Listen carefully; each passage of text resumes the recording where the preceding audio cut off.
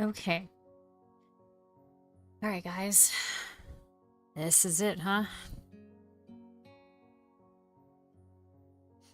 Making a... Get to the final route. Rin's route.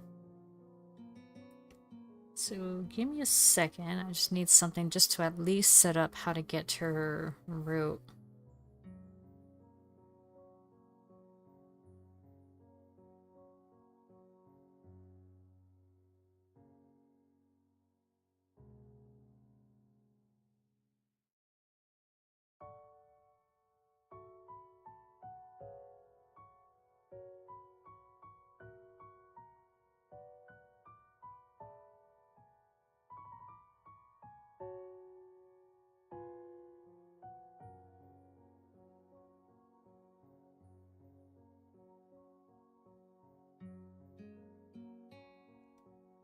Alright, give me 1 second. Alright, we are ready. Let's start. Alright, same as usual. Tab, let's get through it.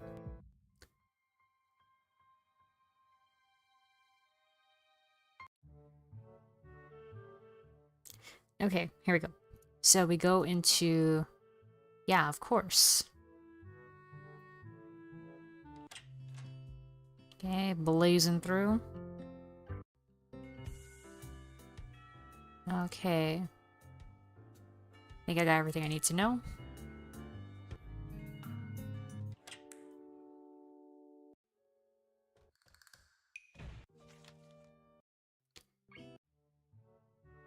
Amazing how much you can get through, you know, when you're just skipping everything. I mean, obviously you need to read it at least once, but after that, you know, you don't have to. She has a point, attack aggressively. Okay.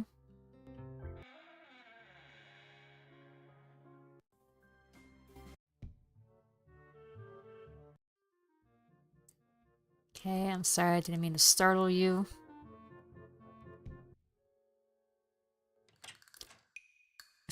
Just Kenji's just yelling. Alright, she was cute.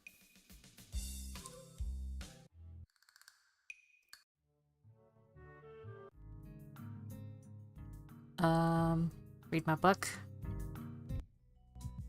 Oh, there's Amy.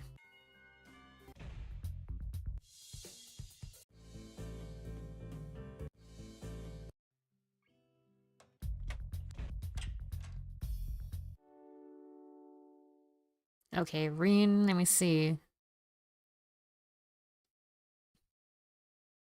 Be more serious from now on? Yes. Okay.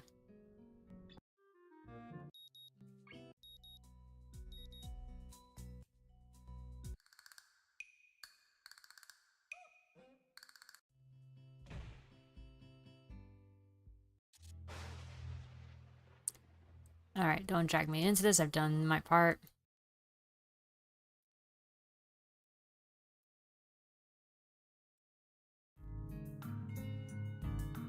Actually, wait a minute. Was there a part there that we kind of like skipped by accident? There was a point where I did actually get into Reen's route before, but only in the beginning. And I think it was only in this area too.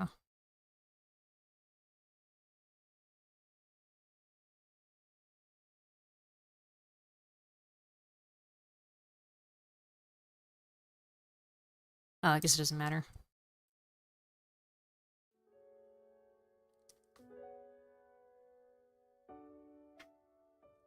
Just like Hichan, wahaha. Wait, what? Wait, what? Hold on. Okay, maybe now it's not a good time to be skipping anymore, I don't think. Let's see. Who knows where that woman is loitering? Oh, are they talking about Lily? Just like Hichan.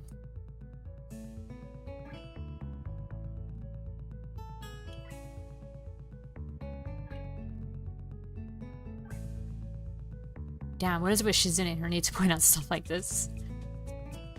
Retreats with haste. Okay, what are we talking about? Oh yeah, we're working hard to make the festival happen. And driving with people insane along the way. Well, good luck with that. Okay. Wait. Okay, maybe we are ending up on Rain's route. Okay, okay, here we go. Text history. Where does it start? Okay, so for festivals, to read on this account, she's gonna miss the road, which I naturally don't. And clubs, I don't know. Maybe I'm not a club type of person. Halfway through the way from the school building to the dorms, I spot a figure in front of the dorms. It's Rin. It looks like she's working on her mural today too. I walk over to her, but she doesn't seem to notice me approaching. She's sitting on an upturned box, looking intently at the wall she is painting with the brush held between her toes. The mural has progressed considerably since yesterday, but it's still only half done as far as I can tell. More colors have appeared, and the twisted human-like figures have spread and increased in number. I have to say the style is quite eye-catching and very unique. Not that I would be knowledgeable about art by any measurable scale, but it's very nice looking nevertheless. I clear my throat to get her attention, but not startle her so much that her concentration won't break. Wait. She doesn't even turn to check who it is. I'll wait. 15 minutes later. I decide that her concentration is indeed unbroken, and also that I have waited long enough to warrant poking her gently on the shoulder to remind her of my presence. Rain turns her head mechanically to my direction, ending up staring at my crotch level. Oh, it's you, Sal. She could tell? I would feel a lot less uncomfortable if she would look at my face. I recognize that bulge anywhere. Oh, man. Alright, hey, Elif. Hey, Kendi. Welcome, welcome. Okay, so I think now we are officially on Rain's route. We're starting it.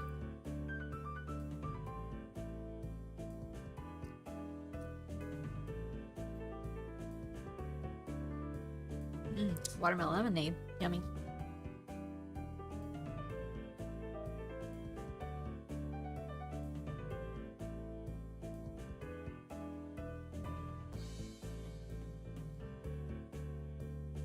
Okay, let's see.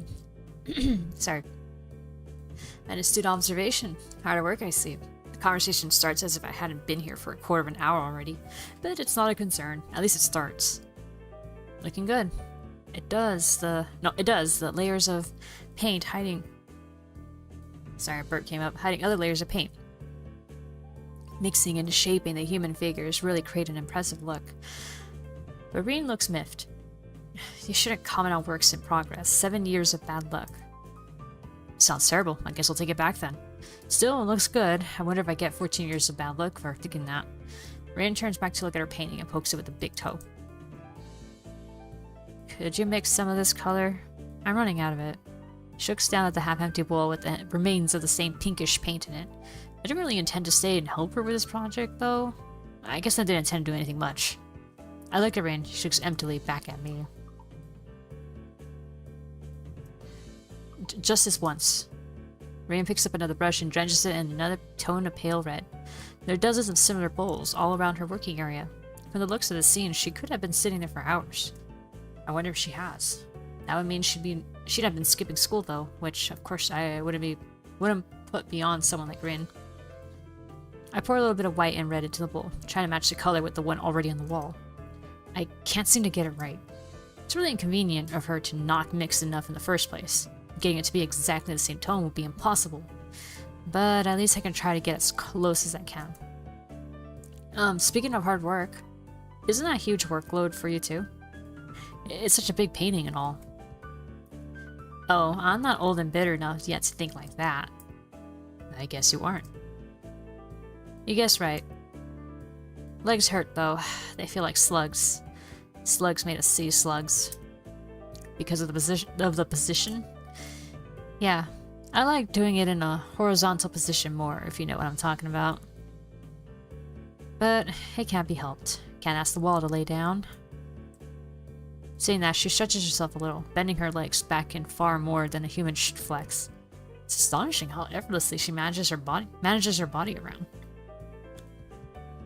There's a small flinch in her otherwise blank expression, a hint of pain maybe, as she stretches out her calves. Rin must have stamina and dexterity far above a normal person to be able to live like she does. But she's wearing out working on this. Why push yourself so much? Take a break or something at least. Continue tomorrow if it's bad. This gives her a pause.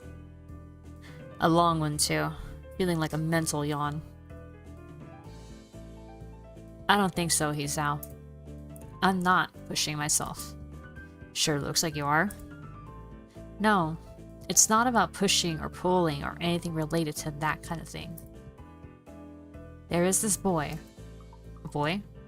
Yes. Where? At the art club. And? He's blind. Oh, how can you paint if you're blind?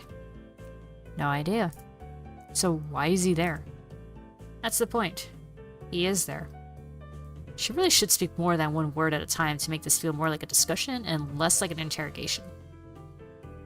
He can't really do anything that you call art, right? But he comes there anyway. And paints. Why? I don't know. Why? I don't know. That's why I asked. So... He doesn't paint often, but I think his paintings are very interesting. I'm sure they are.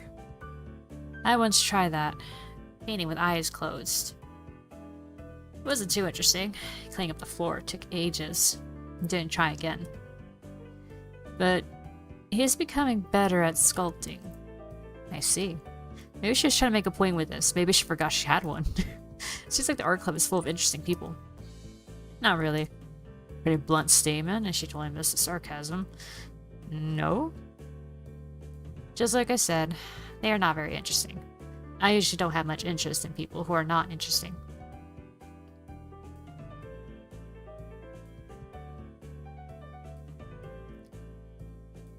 I don't know if that's like... just in general, or if she... or I'm just sensing a dash of like ADHD or maybe autism.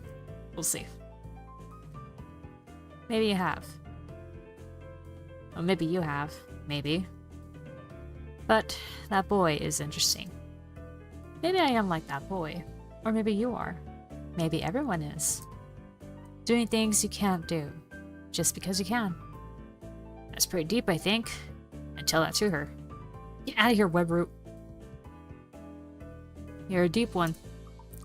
Nah, I'm a really shallow I'm a really shallow and thoughtless person. People say that to me all the time. Did you know I can only think of 4 things at the same time? That's already impressive. I can only think of one thing at a time. One thing at a time. My brain cannot keep up. Hey, Yeiko, you made it. No, but now I do. Right now I'm thinking of the second floor girls' toilet, ice cream flavored ice cream, the middle toe, and a haircut. I'm gonna need a haircut. Like the little shake her head. She shakes her head around vigorously, letting her short and messy hair ruffle wildly around. I can see that doing it is something she likes to do. Oh, sorry, her hair is getting too long. It's getting in her eyes, I think. We fall silent as Ring treads around absentmindedly, poking some brushes around. The thought about the art club sticks in my head for a while longer. I'm feeling like I'm treading on very unknown territory with art. The way these meetings with Ringo, it's as though I'm starting a smoking habit or something. I should probably stop talking with her. It's not like I dislike her, despite the confusion her being herself causes. And I don't dislike art either. I've even drawn for fun sometimes. I just don't have a real creative drive. Or any technical skill. So usually, if I were to draw something, I get white paper syndrome and just freeze completely. That or I manage to draw something disfigured and promptly get frustrated at my inability to put the picture in my head down on the paper, then call it quits without really even trying to make an effort. Ring clearly doesn't have this problem, but she frustrates me in another way. Being with her is like looking into a mirror that doesn't reflect anything. It makes one question the sanity of the act. I'm a vampire, that's the only reasonable explanation. Rin sits down in her box, swaying from side to side, apparently uncomfortable with the uncomfortable silence. She is staring at me again, and maybe over my shoulder. Can't quite figure out where her eyes are focused. I'm thinking of leaving so she can carry on working undistracted, and then I can do whatever I'm going to do alone. It's not like I have anything that must be done today. Oh shoot. Oh. Nobody. I just forgot to tell Hanako that Lily was looking for her. Do you know her? From my class? Oh. Her. The mystery toilet girl. That person is funny. I saw her going to the toilet 5 times during one recess 3 weeks ago. I'm sure it's a world record. It was very mysterious. That's why you call her Mr. Toilet Girl? What other reason could there possibly be? Well, if there is, it's an eternal mystery. I didn't follow her in there. Maybe it was the week before that. Could have been. Looking at her makes me hungry. Reed, you can't say things like that. Is she saying she reminds her of bacon or something? She looks like a roast beef or something. Don't say that. At least not around her. I think I've read this before, but it's still fucking funny. Rian looks to me blankly, as if she's not sure why I reproved her. But she doesn't acknowledge understanding any more than before, so I give up at this point. So do you want to go eat dinner then? No, not yet. Rinda's turned her hungry gaze back to the wall, looking slightly more energetic, or at least slightly less lethargic than she did before. It's as if the wall is an opponent she has to vanquish, something she must overcome before she can indulge in dinner. This is the feeling I get. A weird sense of empathy overcomes me, and it makes me smile a little to myself. For all her oddity, Brittany's pretty cool after all. I'll be going anyway. Have fun. Brittany's already grasped the brush and is dipping into the fresh paint, so of course she can't hear me anymore, or doesn't answer anything even if she does. Okay, let's skip. Here's Emmy. Okay. Brittany's a very unique motion. Yes, she is. Okay, so we're gonna have to take it easy. Sorry, Emmy. We're not going your route this time. Hold on, what's the next one?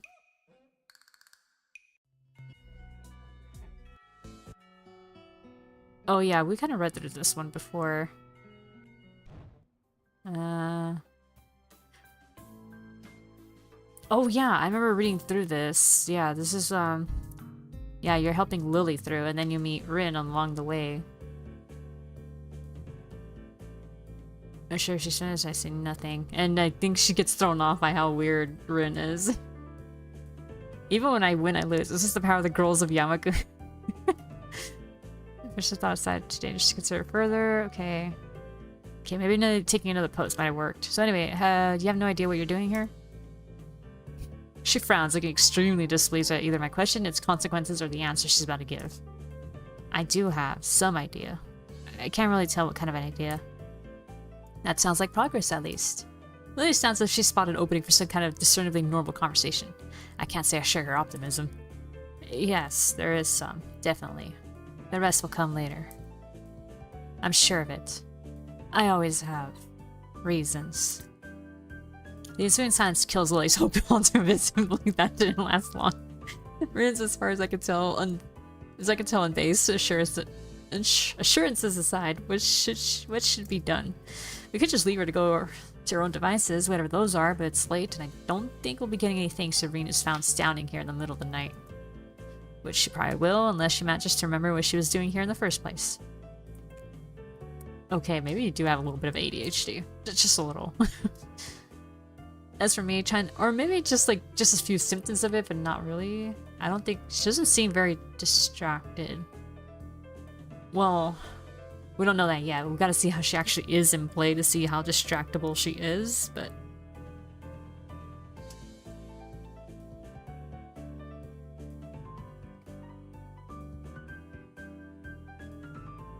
Let's see, as for me, trying to guess what might have been going on in her mind when she decided to embark on this adventure, the chances seem to be on par with winning the lottery. Several times in a row. Lily is oddly quiet too. I'd appreciate some support from the sidelines here, especially if she's more familiar with Reen than I am. But it can't be helped. It seems her familiarity with Reen is exactly why she's staying subdued. So, I assume you were going somewhere? Not coming back to the school. Any idea where? Her eyes widen in shock. She jolts back in a somewhat artificial way, making it seem like an act rehearsed for situations like this. Wait.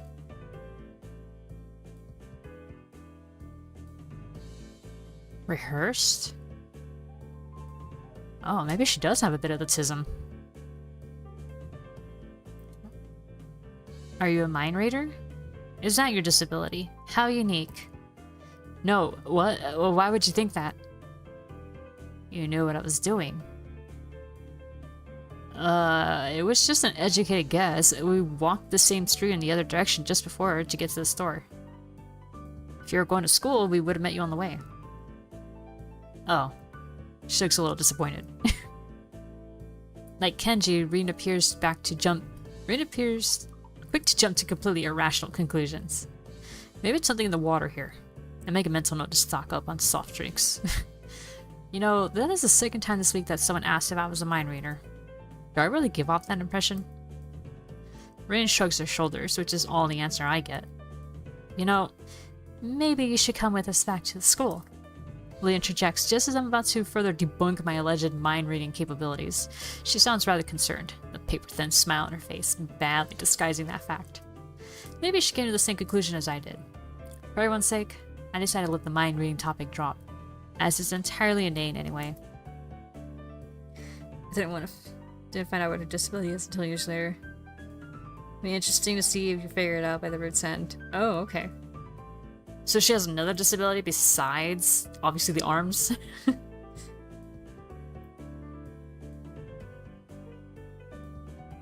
Yeah, Lily's right. If you can't remember, there's no point staying here. Rin considers this rather simple deduction for a moment, then nods. Okay. We start towards the school again, having wasted way more time than necessary with this episode. Rin walks along the edge of the sidewalk in a rhythmic way, looking like a mix of sleepwalker and rope dancer, while Lily keeps one hand on my shoulder, tapping at the ground with her cane. Tap, step, step, tap, tap, step, step, step. Apart from that and a few fragments of beginnings of conversation, it's quiet. Quite apart from the relaxing one into town at that. So, how's the mural going? We are going to get bad luck. Never talk about works in progress. I'm sure it'll be wonderful. Bad luck. Tap, step, tap, step. She doesn't care to talk about it. Lily's politeness feels out of place for the first time. Step, step, step. The hill Yamaku rests on top of is surprisingly steep going uphill. We slow the pace, but I still feel my pulse rising and breathing getting heavier. Almost there. I can see the gates already. More than that, though, I notice that Lily's hand slightly tightens on my shoulder. Interpreting as a gesture that she wants to ask something, I speak up. Anything wrong, Lily? I resist the urge to say, aside from our traveling companion, but only just. For a moment, she seems to debate whether she should even bring it up, but goes for it anyway. Is everything alright? Alright? How do you mean? The fact I can't interpret her incredibly vague question puts her off. For a second. It's just, you seem unusually tired, I guess. Now that she brings it up, I notice that my breathing is strangely heavy. The uphill walk has really done a job on me. Lily noticed it all too quickly. Okay, and then we just say, sorry, I'm not in very good condition.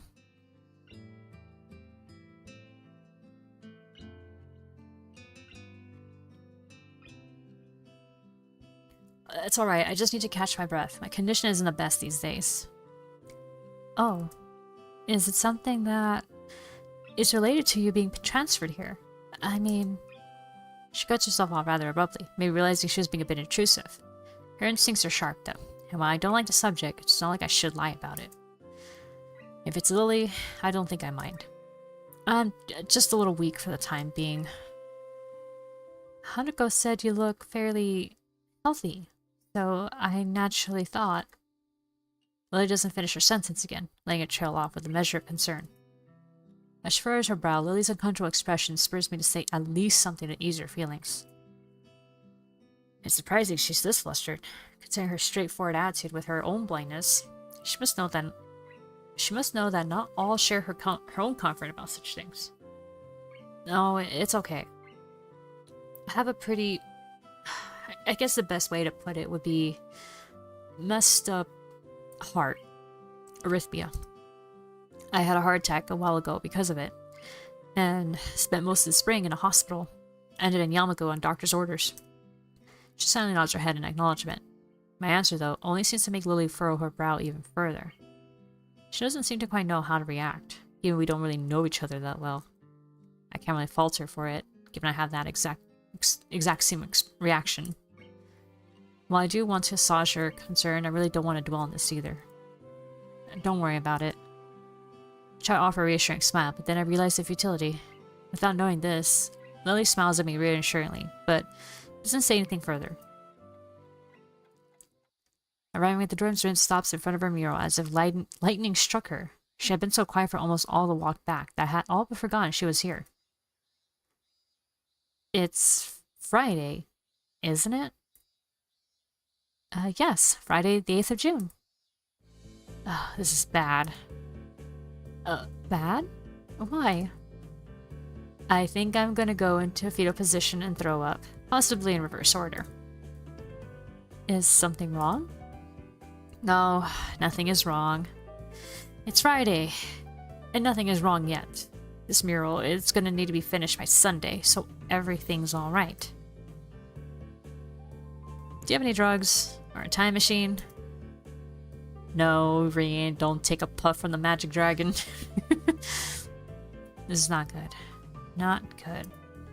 So she's behind her schedule, recalling Shizune's exasperation at Rin's carefree attitude several days ago.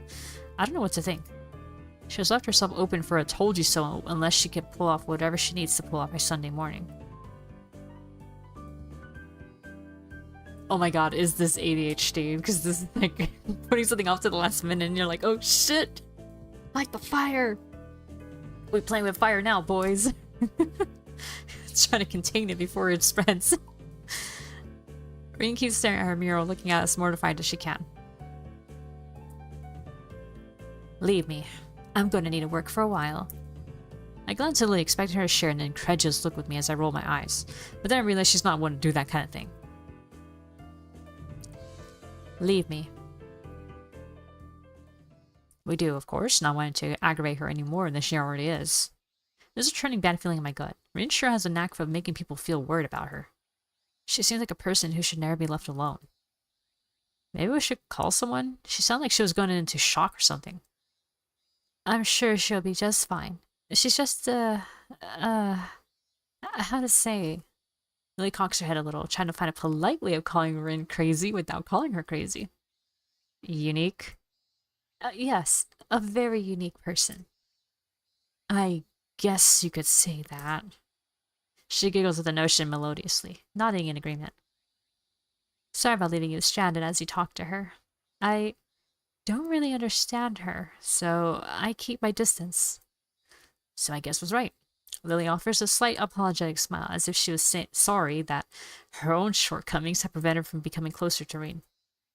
I'm not one to blame her. At all. Lily lets slip a long breath, probably a disguised yawn. I imagine she's as exhausted by all this as I am. I better leave now and give these to Hanako. Thank you for the company, Hisao. She smiles very sweetly at me. Feels different than normal, despite the fact that she seems to be smiling so often. Can't put my finger on what the difference is. It's just different. Relax, I'd say. That's probably just relief over getting rid of Rin. Maybe. Yeah. Good night. Say hi to Hanako for me. Well, the return more direct quotes from Rin's route, probably because they're random. I will. Good night. And away we go. Alright, let's see. Yeah, I gotta keep up with these things. Okay. Oh yeah, this is helping her with the paint. You shall help me. Never mind. Let's see. There's a boy. Oh yeah, the art club boy.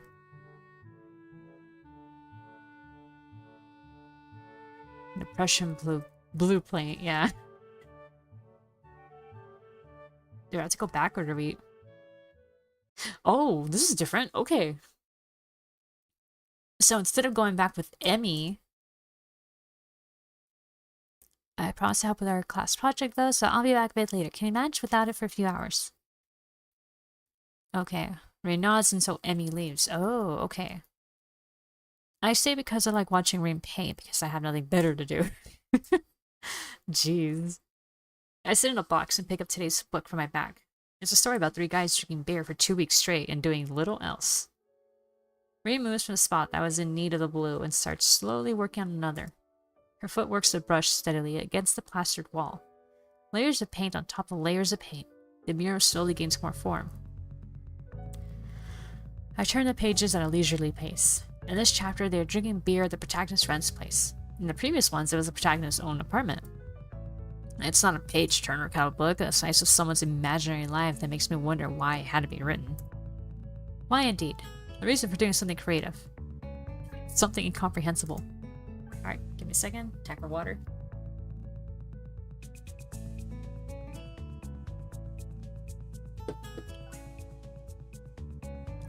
Like why Rain does those paintings. It feels like she and Emmy are the same, going squarely against her fates as if just has spite. Rain even said something like that. Do something you can't just because you can. Is that what she meant? Is that her reason? It might be Emmy's. She comes off as quite a headstrong person. Rain doesn't give off that kind of an air. Thinking about it, she doesn't give off any kind of air. Or maybe a different kind every time I talk with her. Why did she say what she said? Why does she, or anyone at all, paint or draw or sculpt or write? I've never had much of a creative impulse, so I don't think I can really understand it. I think this is kind of why, remember, he leans, from what we've seen of every route, he still leans towards science. So he's more logic-based than emotional, I think. No, he is actually surprisingly emotional at times, but I think in terms of academics, he leans into logic, not art.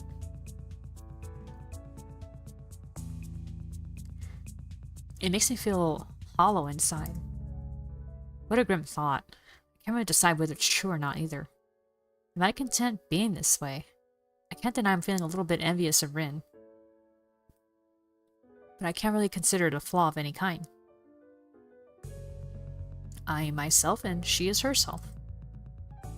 Still, I do need to find something that could make me feel a little less lost about myself, instead of just drowning myself in these books as I did in the hospital. I can't help but feel disoriented. The new school, lifestyle, and people around me contribute heavily to this sensation. I'm trying my best to fit into existing social circles, and most of the people I've met have been really nice. It still feels like I'm an outsider though, like I don't belong. I shake the feeling off, realizing that I'm spacing out. I've neither turned a page of the book nor done anything for Reen. She's trying to pour some paint from a big can using only her feet, having not bothered to ask me. Or maybe she did and I didn't hear it. Either way, it looks very unstable. I quickly jump to help her, as it looks like she's about to spill the entire contents of the can all over the pavement. Take the can from her feet and pour some in the bowl. She doesn't say anything, and neither do I. I catch a glimpse of her eyes, looking silently at me from under her unkempt bangs. It's an unreadable expression. A perfect poker face, mixed with a hint of something like a mild surprise. I wonder what she is thinking. Maybe she is wondering about what I'm thinking. Maybe nothing. A penny for your thoughts? Do you have any pennies with you? I don't think I do. Then I don't think I will tell. I'm not thinking anything either, so you're in luck. Except now I just did. She frowns, looking very unsatisfied. She took that very literally. I'm wondering. Wait, okay, I think she took that. She's definitely got some kind of a little bit of autism. I mean, maybe like, you know, just a splash of it. She might actually be on it, but just in the very like, you know, she's on the one side of the spectrum where, you know, she can still like obviously like get around well enough and all that, but it's not debilitating for her. As far as we know, anyway. It's hard to not think about anything, but it's important. I'm about to ask why it's important when some old guy walks up to us, looking like he has some business with Rin. Who the fuck is this? Good afternoon. How's it going? I can make it. Rain doesn't take her eyes off the wall and responds so naturally that I can only assume they know each other. It's still early in her route, yeah. I haven't seen the man before, so I naturally wonder who he might be. Maybe a teacher? His hair has faded to a silvery gray, so much that it looks artificially dyed. Hope that's not the case. Small round glasses hang on the bridge of his nose, but it appears he's constantly looking over the lenses, rather than through them. He's studying the mirror intently over said glasses. Ah, good, good. What bold composition you have here. He must inspect the mirror closer, talking to himself about it in a way that makes it obvious he wants us to hear it too. Very good indeed. I don't really know what to make of it, but Ring doesn't seem to care much. She's looking around her working space, the various bowls of different tones scattered all over. Hey Sal. Huh? A little more of this. Give me a second. I pour a 50-50 mix of two paints into the bowl to create more of the same pale pink tone Reen was using to fill the shape, of a man's face. Reen watches me doing so, which makes me feel nervous somehow. Her face is so unassuming that it feels like she's just watching for me to do something wrong. The man turns to reckon me as well, looking surprised as if he knows my presence only just now. Maybe he did. Why, hello there. Who might you be? I'm a transfer student into class 3-3. He's down Nakai. Nice to meet you. Mucho's class, huh? Huh. Well, I won't hold that against you. He laughs. I like how we hear the noise of, like, seagulls. He laughs very loudly. Obnoxiously loudly. A few small birds take flight from a nearby tree. Oh, that's what I thought it was just seagulls, like he was making... Like... Okay, he actually scared birds, not that he was laughing as loud as a freaking seagull cause, whatever. I'm Shinichi Nomiya, the art teacher. So this is the art teacher. In retrospect, should have guessed that much. He even looks like one, as far as first impressions go. How did you come to end up assisting my protege? I wish I knew. It just kind of stuck with it. Okay, yeah, so apparently I did look into... I don't know until I forgot about him. Well, I'm interested in the art club, I guess. And now, that's gonna end up on a route now. I guess I'm a little interested in the art club. I blurted out, partially inadvertently. What do you mean? Nothing specific. I wonder if I could come by sometime. Even if it's just to observe or something. I've been thinking that I should join some club or something, so... It's in no way a premeditated move, but a vague sense of determination has really been building inside me for this past week. I want to do something. I want to belong somewhere. It might as well be the art club, my shortcomings notwithstanding. The teacher seems pleased. Oh, you want to join? Well, we always welcome new people, of course. Club meetings are normal enough. We study various aspects of the fine arts and try our hands at them as well. Or feet. He gives an embarrassed cough, but Reen doesn't seem to mind. I take a small amount of comfort from the fact that I'm not the only one with vocabulary difficulties in the school. Nomiya rebounds from this faux pas by theatrically checking the time from his huge gleaming pocket watch and slaps his forehead even more theatrically. I really must take my leave now, but if you have questions, I'm sure Tezuka can clarify. Somehow mentioning clarify and Reen in the same sentence doesn't feel right. However, I don't say as much to the teacher, since he seems to be in a hurry. Tezuka, I'm pleased to see that this little project is going so well. I just stopped by to remind you that to not run off by yourself tomorrow. I've invited certain people to the festival for you, and I'm sure they'd like to meet you as well. I hope I'll see you on Monday, then, Nakai. The teacher leaves and we are left by ourselves again. Reen is still painting as if nothing notable happened. Since nothing in fact did, I am left wondering what on earth is wrong with me. Art and I haven't worked well together in the past. At least, judging from the grades I used to have in middle school. Maybe a club will be different than an obligatory class. Who knows? I try to come up with something meaningful to ask about it, but to no avail. I'll just go to a club meeting and see how it goes. So, he invited some people tomorrow just to check out your painting? He has a lot of art people friends. They like to talk about art. I think he wants me to talk about art with them. Somehow I get the feeling that you aren't too thrilled about it. Rain shrugs non-committally, but it still gives an impression of her general displeasure at the idea of having to discuss her painting, or any painting, with other people. I don't really like talking about art. It is already a way to talk without talking, so why bother talking about it? I can understand that. It's like being bored and talking about being bored because you're bored. I'm not following you. I get that. I get it, yeah. Have you ever talked about being bored? It's pointless and not very exciting.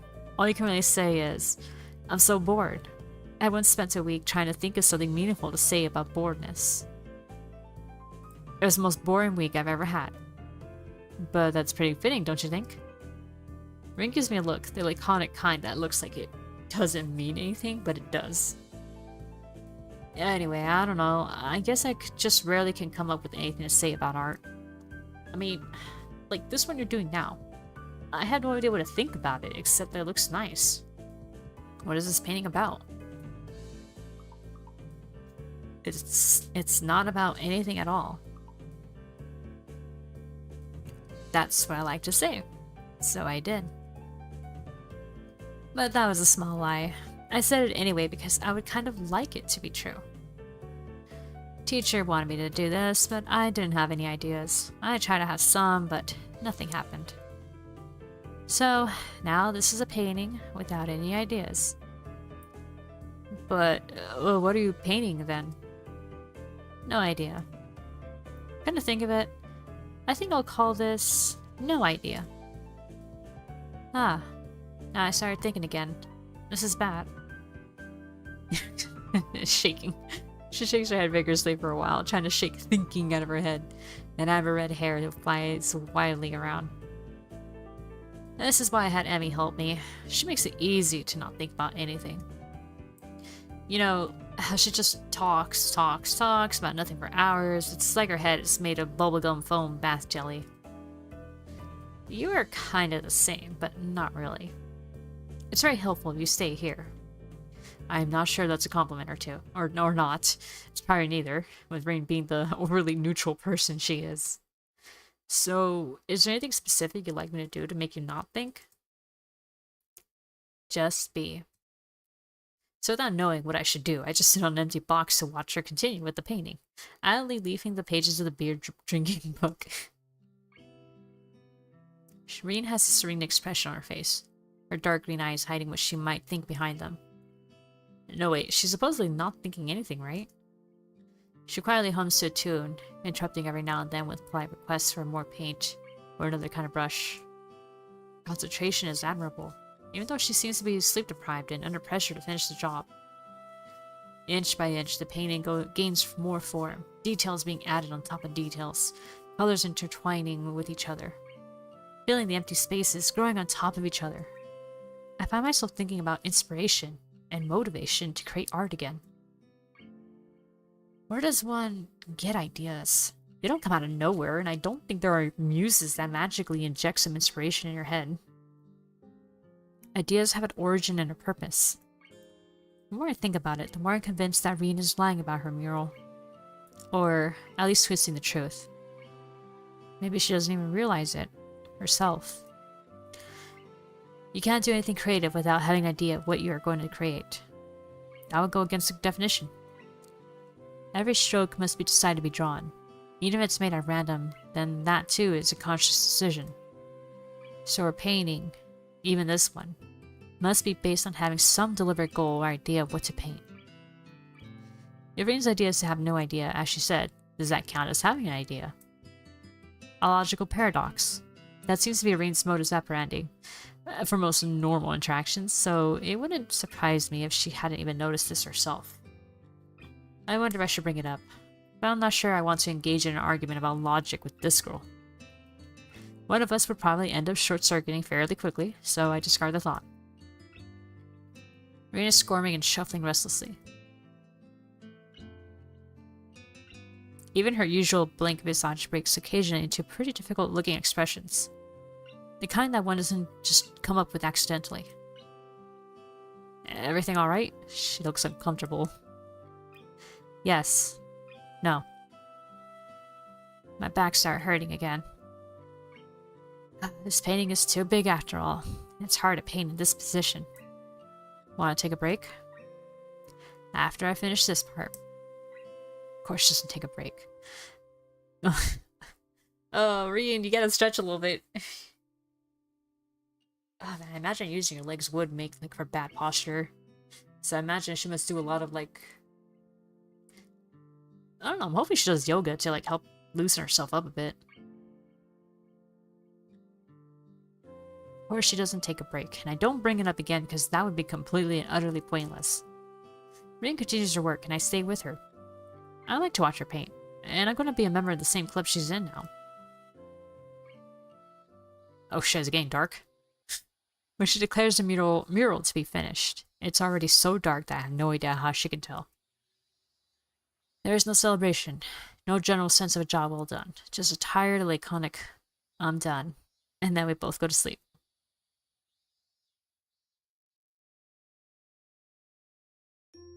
Alright, here we go, next scene.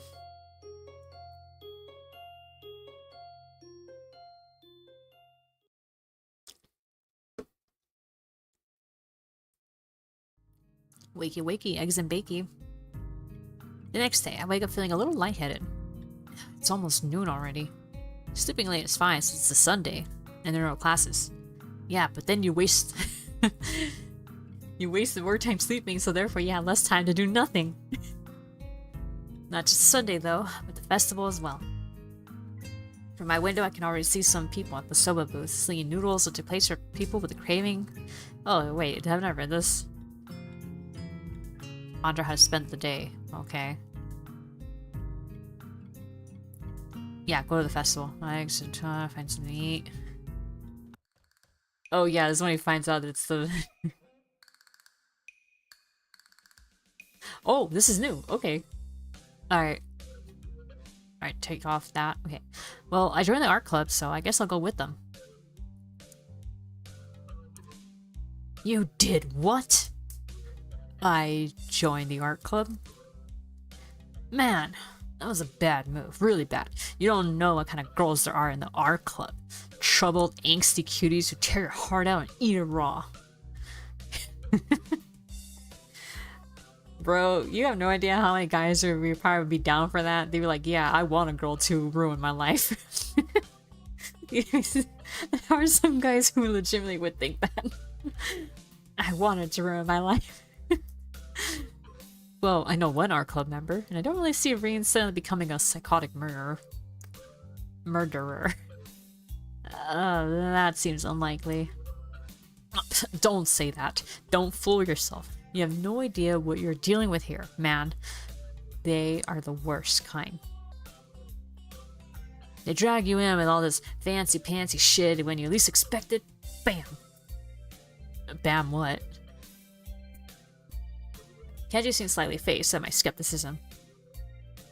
But not any less loony. It doesn't matter. Tread carefully, man. Tread carefully. He fingers his scarf nervously, faster and faster, like he's trying to start a fire. Then slowly begins to calm down once the panic attack finishes running its course. I'm gonna have to find some place to hide in, a safe haven, and then knock the lights out of myself so I don't have to experience this horrible thing. Alright. I must prepare now. Yes. Don't go to the festival. Okay. Later, dude. Alright, now we're back here. Let's see. Can we just... Oh, we can't skip. Okay. Gabby Hubbo of the crowd greets me as I push myself to the main door and step outside. The school grounds were transformed to festival grounds over yesterday and this morning. Colorful stands line at the main walkways from the main entrance to the school building. Some people are still carrying stuff to and fro, but behind most counters are relaxed students who look like they're good to go. Most of the other students have been up early to finish the preparations. A feeling of guilt passes through me. It soon goes away. I'm just a lowly transfer student after all. Some visitors are already strolling around the grounds. There are some young families with their perturbed parents trying to keep up with their overenthusiastic offspring. A few students of our own, accompanied by their parents. And a lot of old and young people who are here for no reason, I can imagine. The carillon bursts into life, and the principal's squeaky voice announces the opening of the festival over the PA system.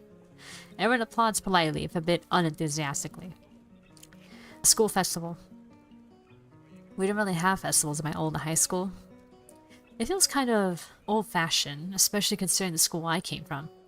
But it's still somewhat exciting. A day off feels sweet after the first week of hard work, despite me lying in the hospital bed for 4 months prior to this. I recall even wishing that I could go to the math lessons during my stint at the hospital. I can't remember the program for the festival, even though Muto went through it during class just the other day. I step off the dorm steps and intend to take a tour around the grounds, to see all the stuff the others have set up, but I only make it down to the bottom of the stairs. Oh?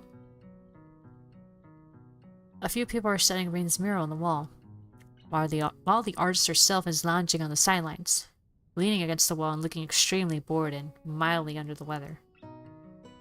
Oh, good morning.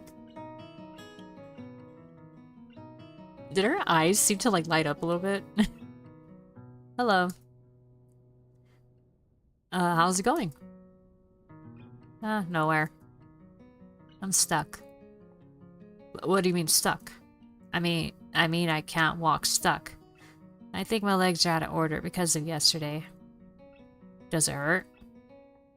It's hard to say. Maybe. The strain of working on the mural was greater than she let me know. I thought it was just a bit of tired muscles or something. I mean to ask something further, but Reen swiftly moves on to another topic. Teacher's friends came by. Then they headed into town for lunch and asked me to go. It was a good thing my legs hurt so much. But you're stuck sitting there. That's not good. I'll just wait till I can walk again. It should be either sooner or later, if you think about it for a while.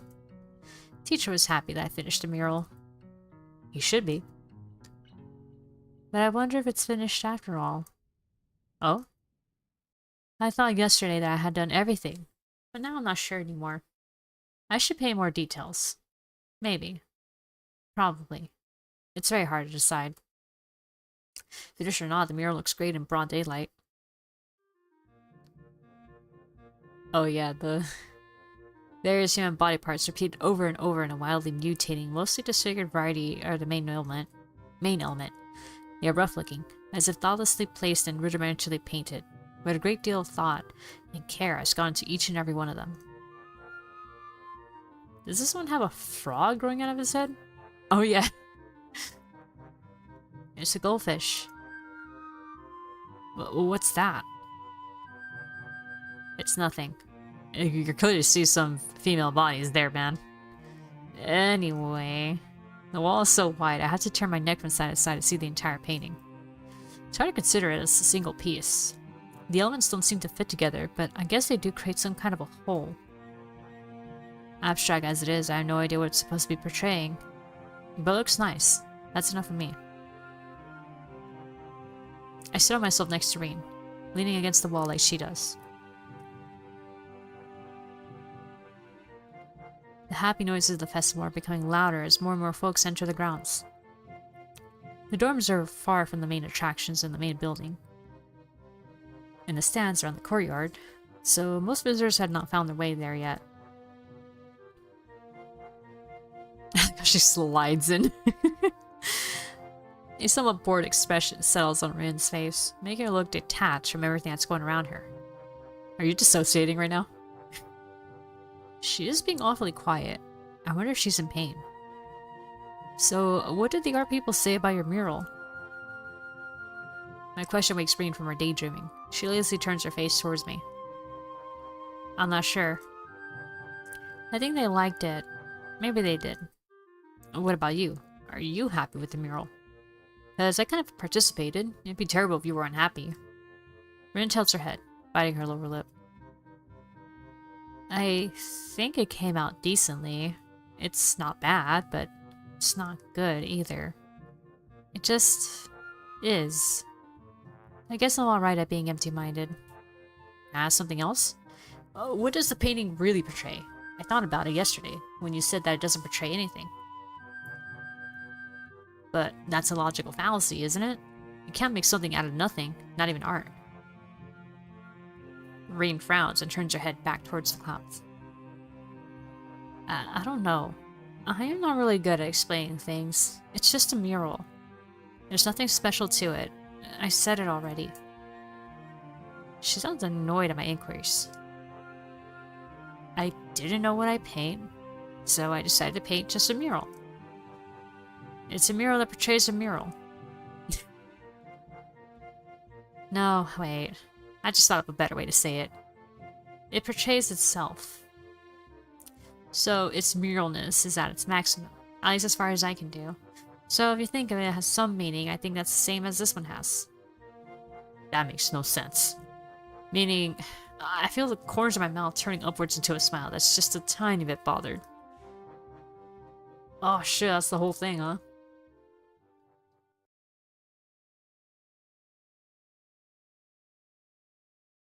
I never understood art in the deepest meaning of the word. I get the basics, how art is supposed to be only a means for exchanging ideas and thoughts. However, I never learned how I should interpret a piece of art, to somehow divine what the artist intends to say through it. I know it's not any special skill, but somehow my brain never can connect art with anything else than what I see.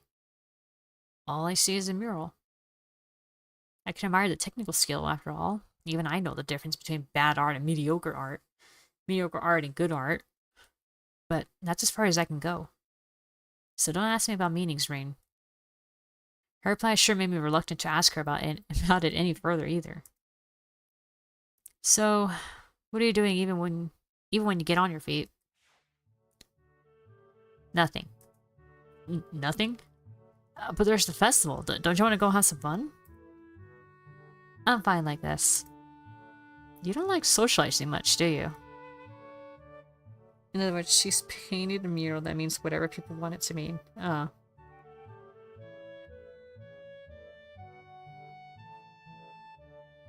So she basically made the most vague, yet somewhat interested, or at least, I don't know.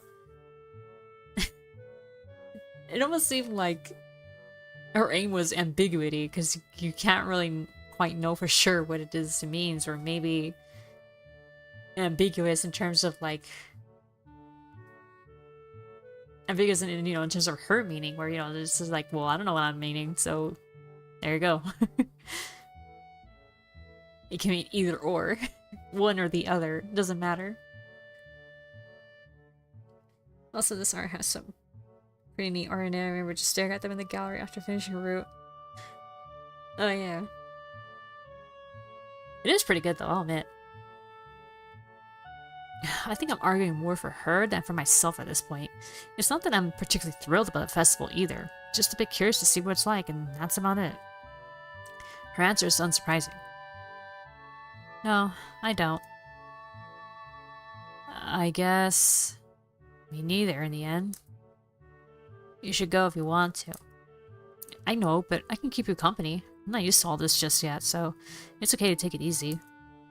I can leave though if you want to be alone. I like it if you're here. We circle around each other with words, but eventually end up somewhere. First thing that makes me feel oddly happy, so I stay. Her presence is something I like too. The odd, warm aura of serenity that she seems to emanate makes it comfortable to be silent. I really like that. We watch people walk by, the two of us silent, everyone else chattering happily among themselves. Students are leading their families to the dorms to show their rooms. They pass us in the mural, maybe glance at it once or twice. I pay less attention to them, and more to my companion, trying to figure my way past her cryptic, unreadable wall of a face. Her eyes flicker restlessly from one person to another as they walk by. Is she waiting for people to stop at the mural, maybe secretly hoping someone would comment on it?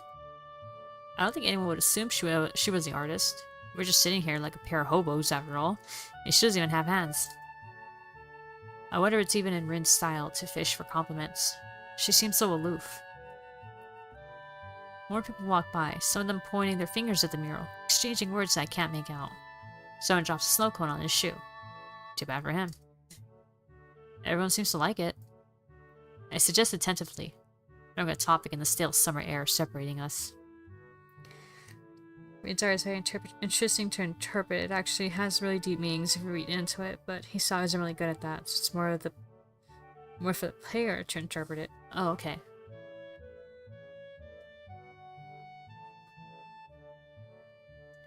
Rin doesn't answer right away, but by now I am mostly used to her occasional slowness when she must talk. It's like she takes great care of picking her words, which is really unbelievable when you consider the jumble that comes out of her mouth. I don't think she's actually thinking about what to say, but it's just processing it slowly.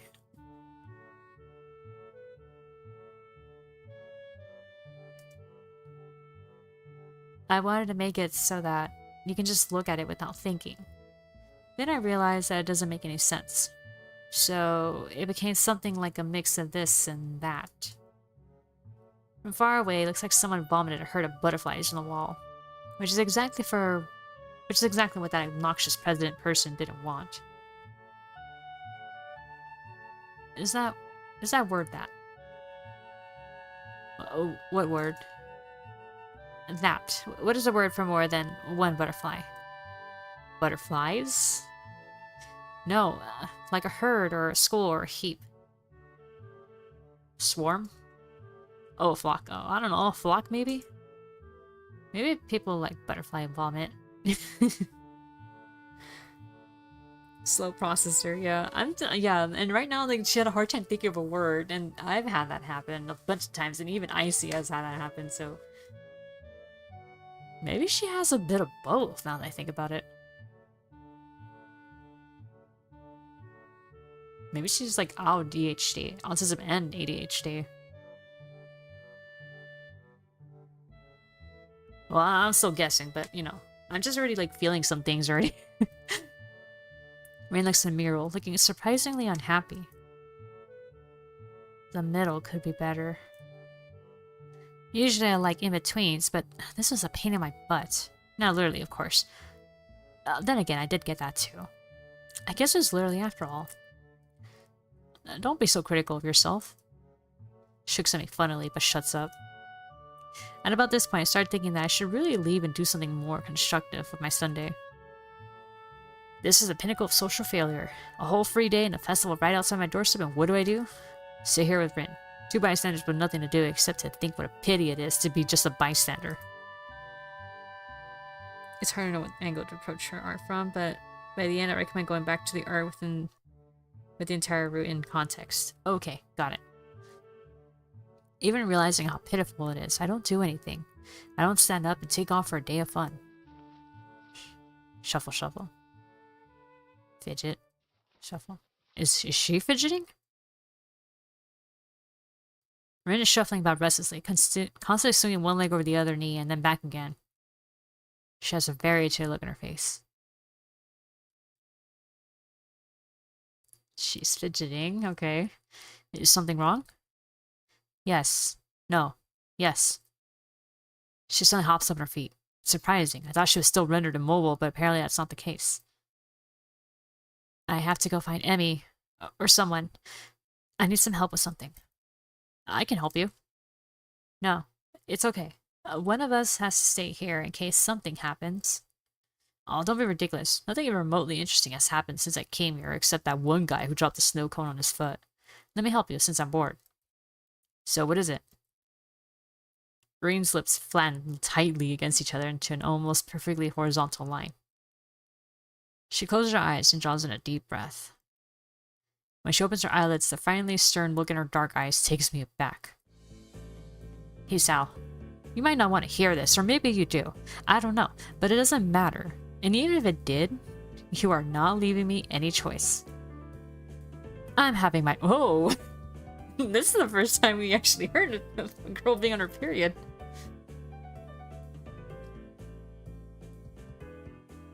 Alright, that's refreshing. Oh no. Oh girl, don't tell me— please tell me you had something prepared, right? Or do you already feel like something happening and you're like, oh. Or maybe you felt some other warning sign and you're like, I gotta run for the bathroom right now. Rain has no chill. Yeah, she doesn't. Yeah, she's very blunt about things, and then it's so funny about her though. I noticed like she's both blunt and yes, she like dances around other subjects. Like she's so subtle about some things, and then suddenly she'll hit you with her bluntness. And like I don't know where. That gave me flashbacks. Thought she had a pee. I mean, yeah, she was crossing her legs on. You would think that'd be needing a pee too.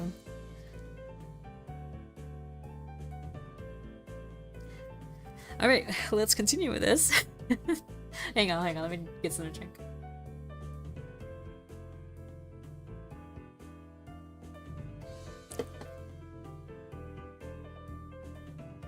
Oh, okay. I'm having my period, and I need some help regarding that. However, I don't feel that our relationship is yet on the level where I can allow you to pull my underwear down in the girls' toilet, even if you offer to.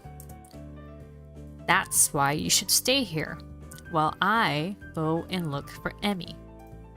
As blood rushes to my cheeks like the rising tide, my brain's trying to desperately search for an answer. But the only thing I could think of is how that was the most coherent thing I've heard coming out of Reen's mouth during these 4 days I've known her. Yes.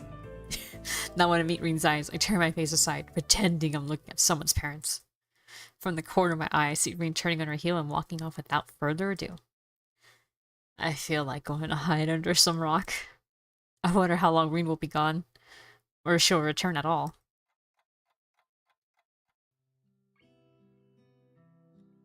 She does return eventually, appearing seemingly out of nowhere and sitting back to where she was, next to my place. I'm back. She says it flatly, like my blunder never happened. I prefer to forget the whole matter as well, so I keep quiet. To be fair, Hisao, you can't know, honestly. Like, there's no way to tell when a girl is on it, really. I mean, maybe there's some signs, but it's best not to assume that they're on it, you know what I mean?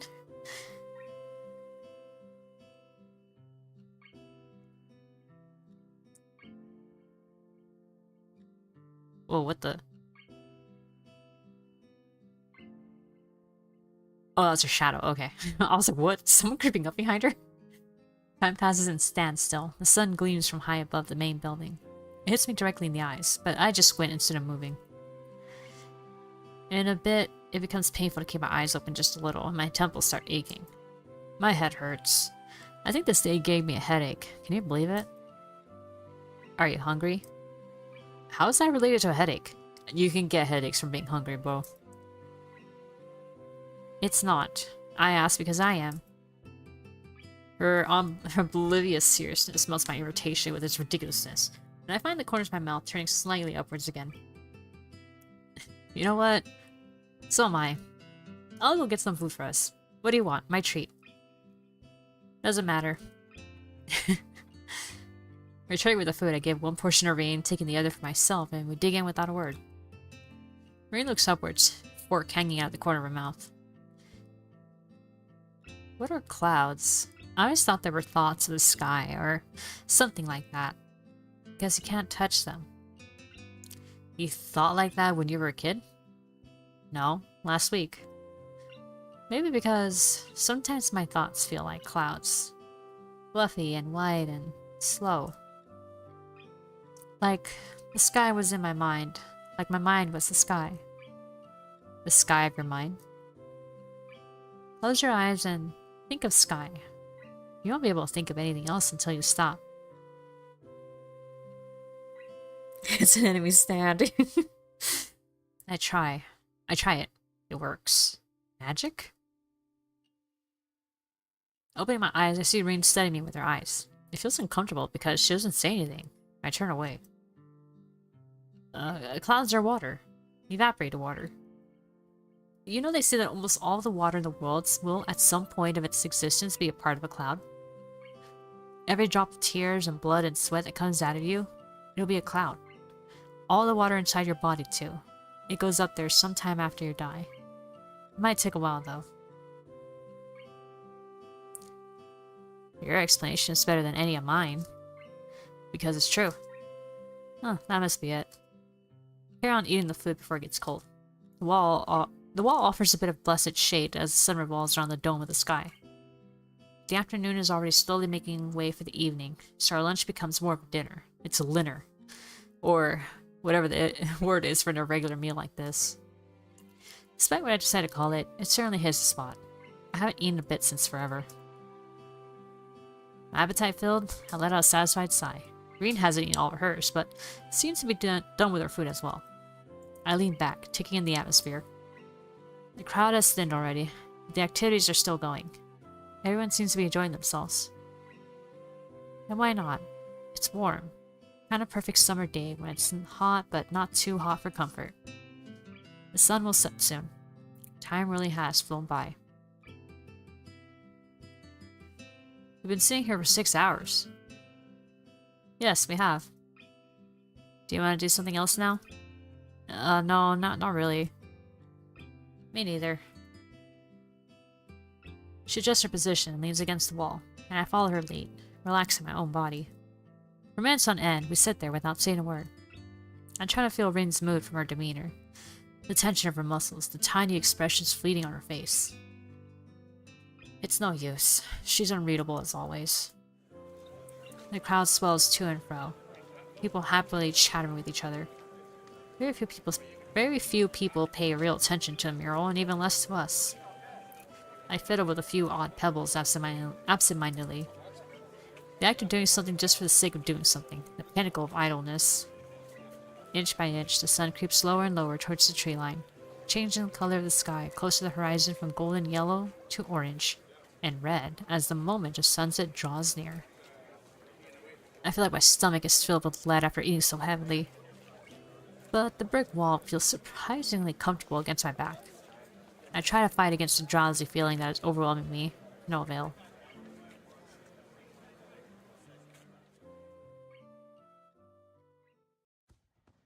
Whoa. I wake up with a start. A low boom reverberates through the school grounds. After me, images of bright sparks flash through my vision like stars. Something rises towards the sky from the direction of the sports field.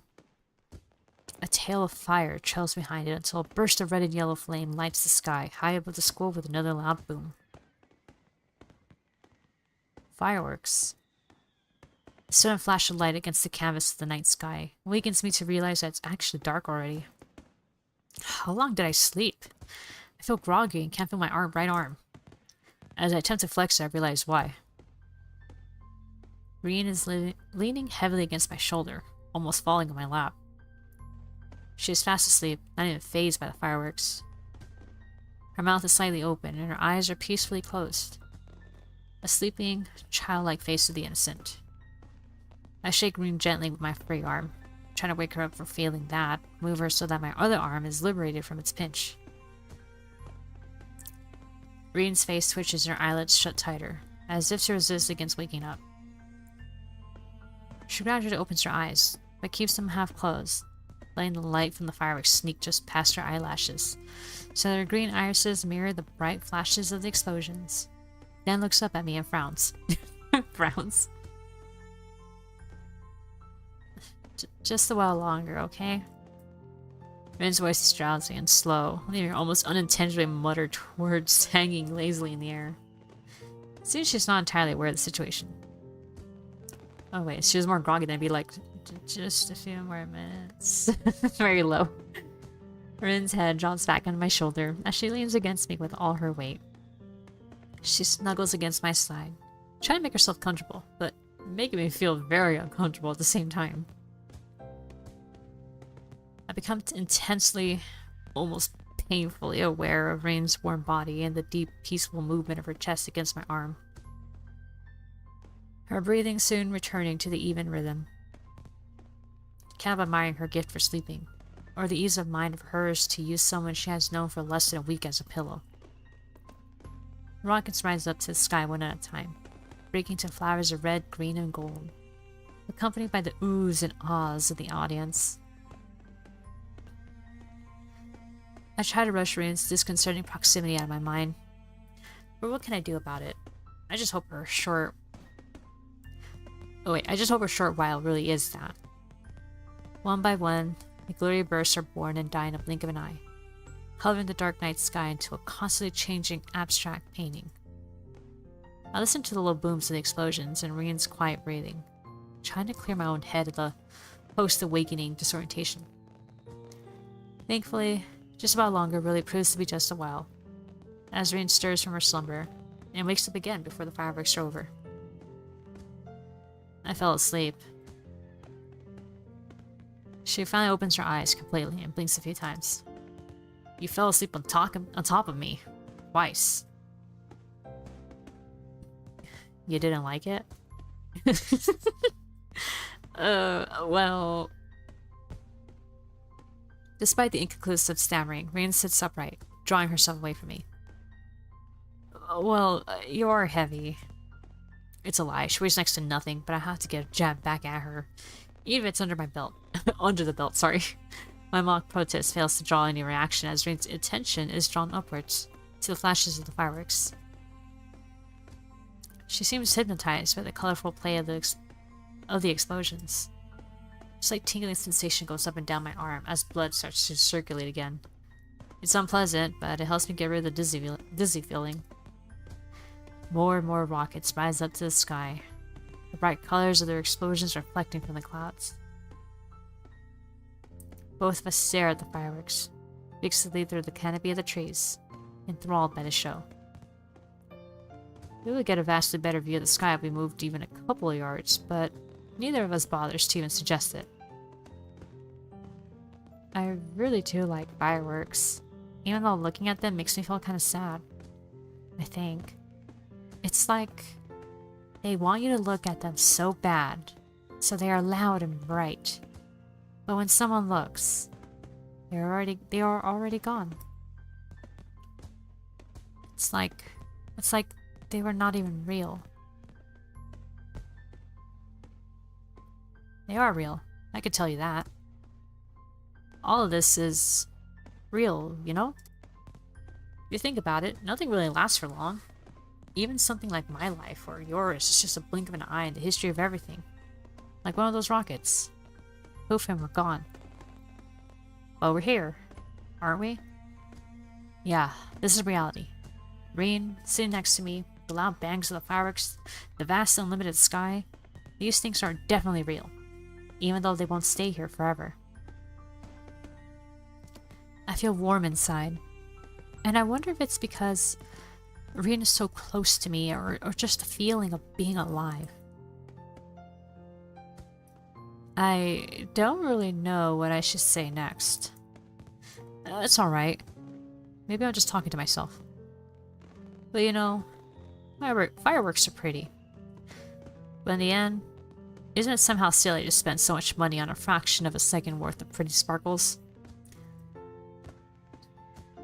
Rain rips her gaze off of the still ongoing spectacle and leans backwards, looking at me with a repulsed face. Wow, I never expected you to be such a cynic. Cynic is a pretty harsh word. Rather than that, I think of myself as a realist.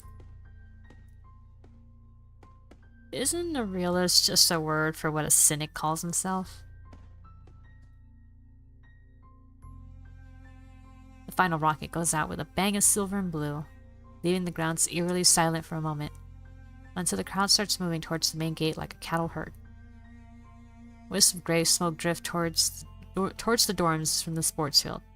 The pungent, sulfurous smell of gunpowder it carries along feels like it sticks to my hair and clothes. Was that it? I think so.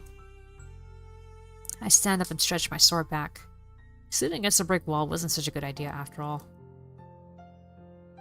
Rin stands up as well and turns to face me, with an expectant gaze on her tired features. Although she seems to have trouble focusing her eyes, she's looking straight at me. Something I feel has not occurred too often in the past week. So... I suddenly realized we have been almost on a date here, as if by accident. Even if we did nothing. But it wasn't, so... Why blood is rushing to my cheeks and my speech stammering? I don't know what I should say, especially since it seems Rian is waiting for me to say something. But luckily she solves my problem for me. Good night, Hisao. Peace out, bro. She gives me one more lingering look, measuring me from tip to toe, turns around on her heel, and skips off. disappearing into the crowd. Okay. Good night. I was standing there, getting my response to the cooling night air. The festival turned out to be nothing like I expected. I ended up spending all day in one spot we were in, even though neither of us agreed on nor suggested that we do anything. I just didn't have anything better to do, and evidently, neither does she. Rain's warmth lingers for a while longer in my body, before disappearing into the falling night. Oh, is it time for the video? The animation.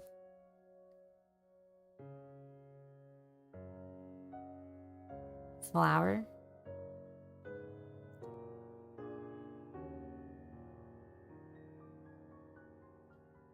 Whoa.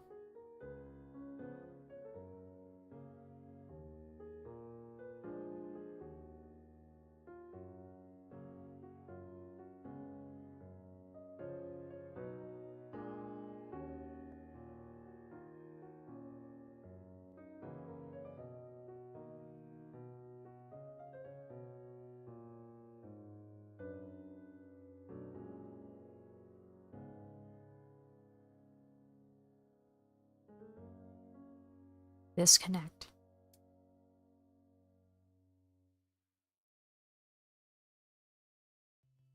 Clouds in my head. Finish Rin's Act 1. Alright, here we are. Officially on her route.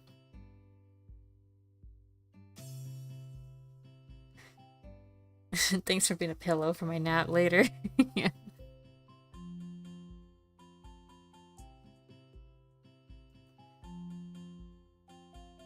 The scenes, what do they mean? I feel like they're gonna mean something once we have some, you know, perspective.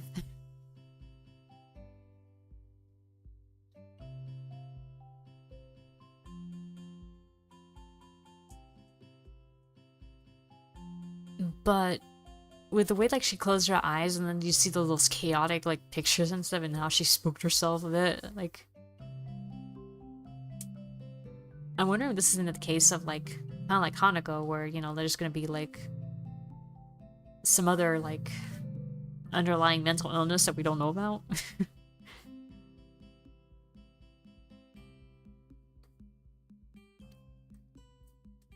It's already 8:30, but this morning's class has not yet begun.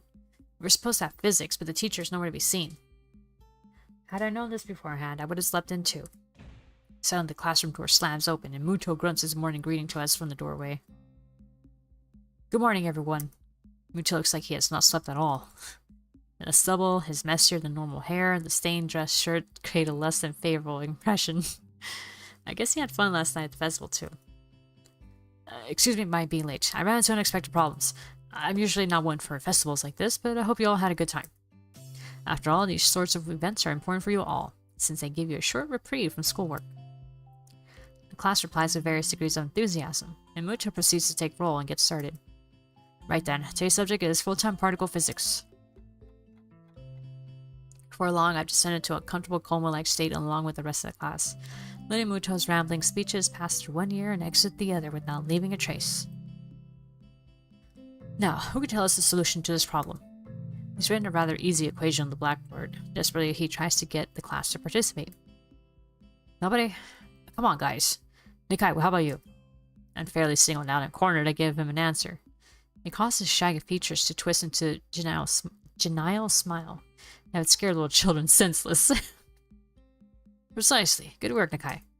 I'm both disturbed and honored by the fact that he can remember my name only 1 week after I transferred here. From what I've seen, Muto has serious trouble remembering the names of anybody else in the class, and most of them have been here since the first year. The room settles into a dreary mood, students and teacher alike trying to get back on track after the festival. I figured last week must have been frantic for everyone. And I admit too soon, the lunch bell rings. Make way, important business! I turn my head just in time to see the people scatter out of the way as someone charges from the far end of the corridor towards the stairwell. It's too late to realize I'm standing in the middle of the corridor, directly in the way of the oncoming human projectile. I try to skip back towards the doorway. Unfortunately, the person running towards me dodges in the same direction. In the following fraction of a second, several things come to mind in sequence, yet almost simultaneously. First, I recognize that the girl who is Oh, it's Emmy. Who's on collision course with me is Emmy, so that would mean... Hold on. It's gotta be her little high-pitched voice that I've done. Make way! Important business!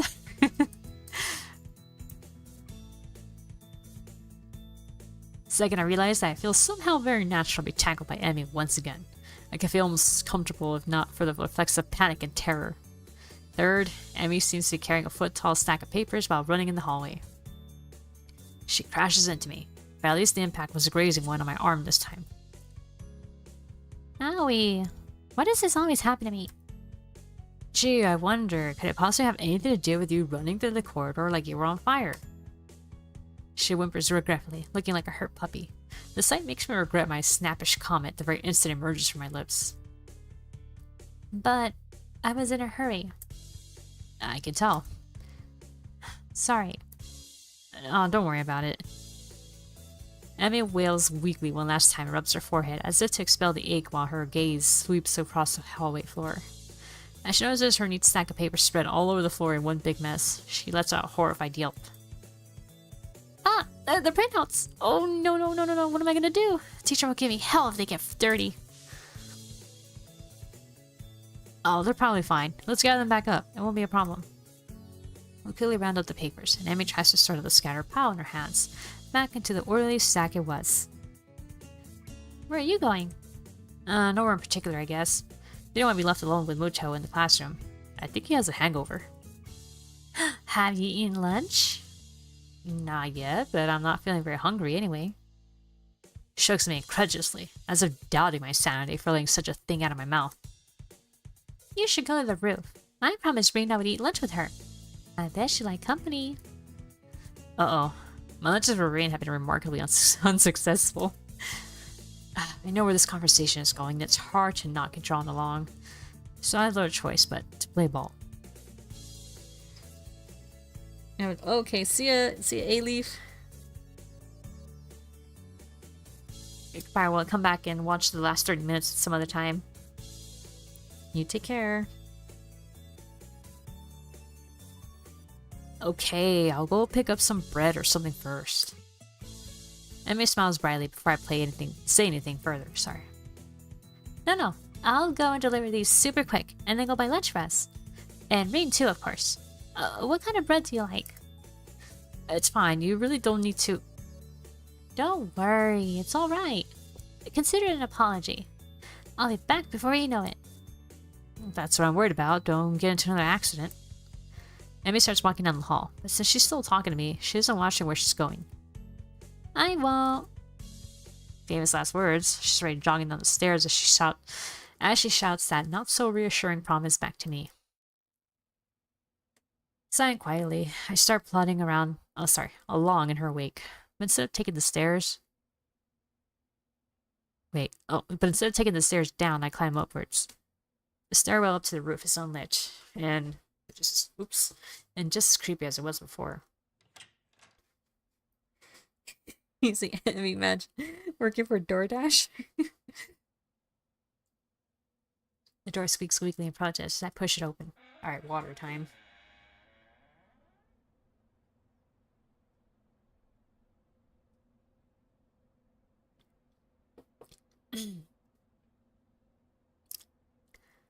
Reen is there too, like Emmy said, lying on her back at the other end of the pebble-covered rooftop for some reason. Predicting something unnecessarily strange again, I walk to her as slowly as possible. Oh wait, whoops, did I actually hit something? Let me see. Oh no, it's just her. Okay. Hello? She sounds very drowsy as she says that, stretching the end of the word with a slurred voice. Despite that, her eyes are wide open. Oh, so it's more like, hello? A little bit. I look down at her, my shadow overlapping her face. What are you doing? Rain raises an eyebrow. I thought you had a heart problem, not an eye problem.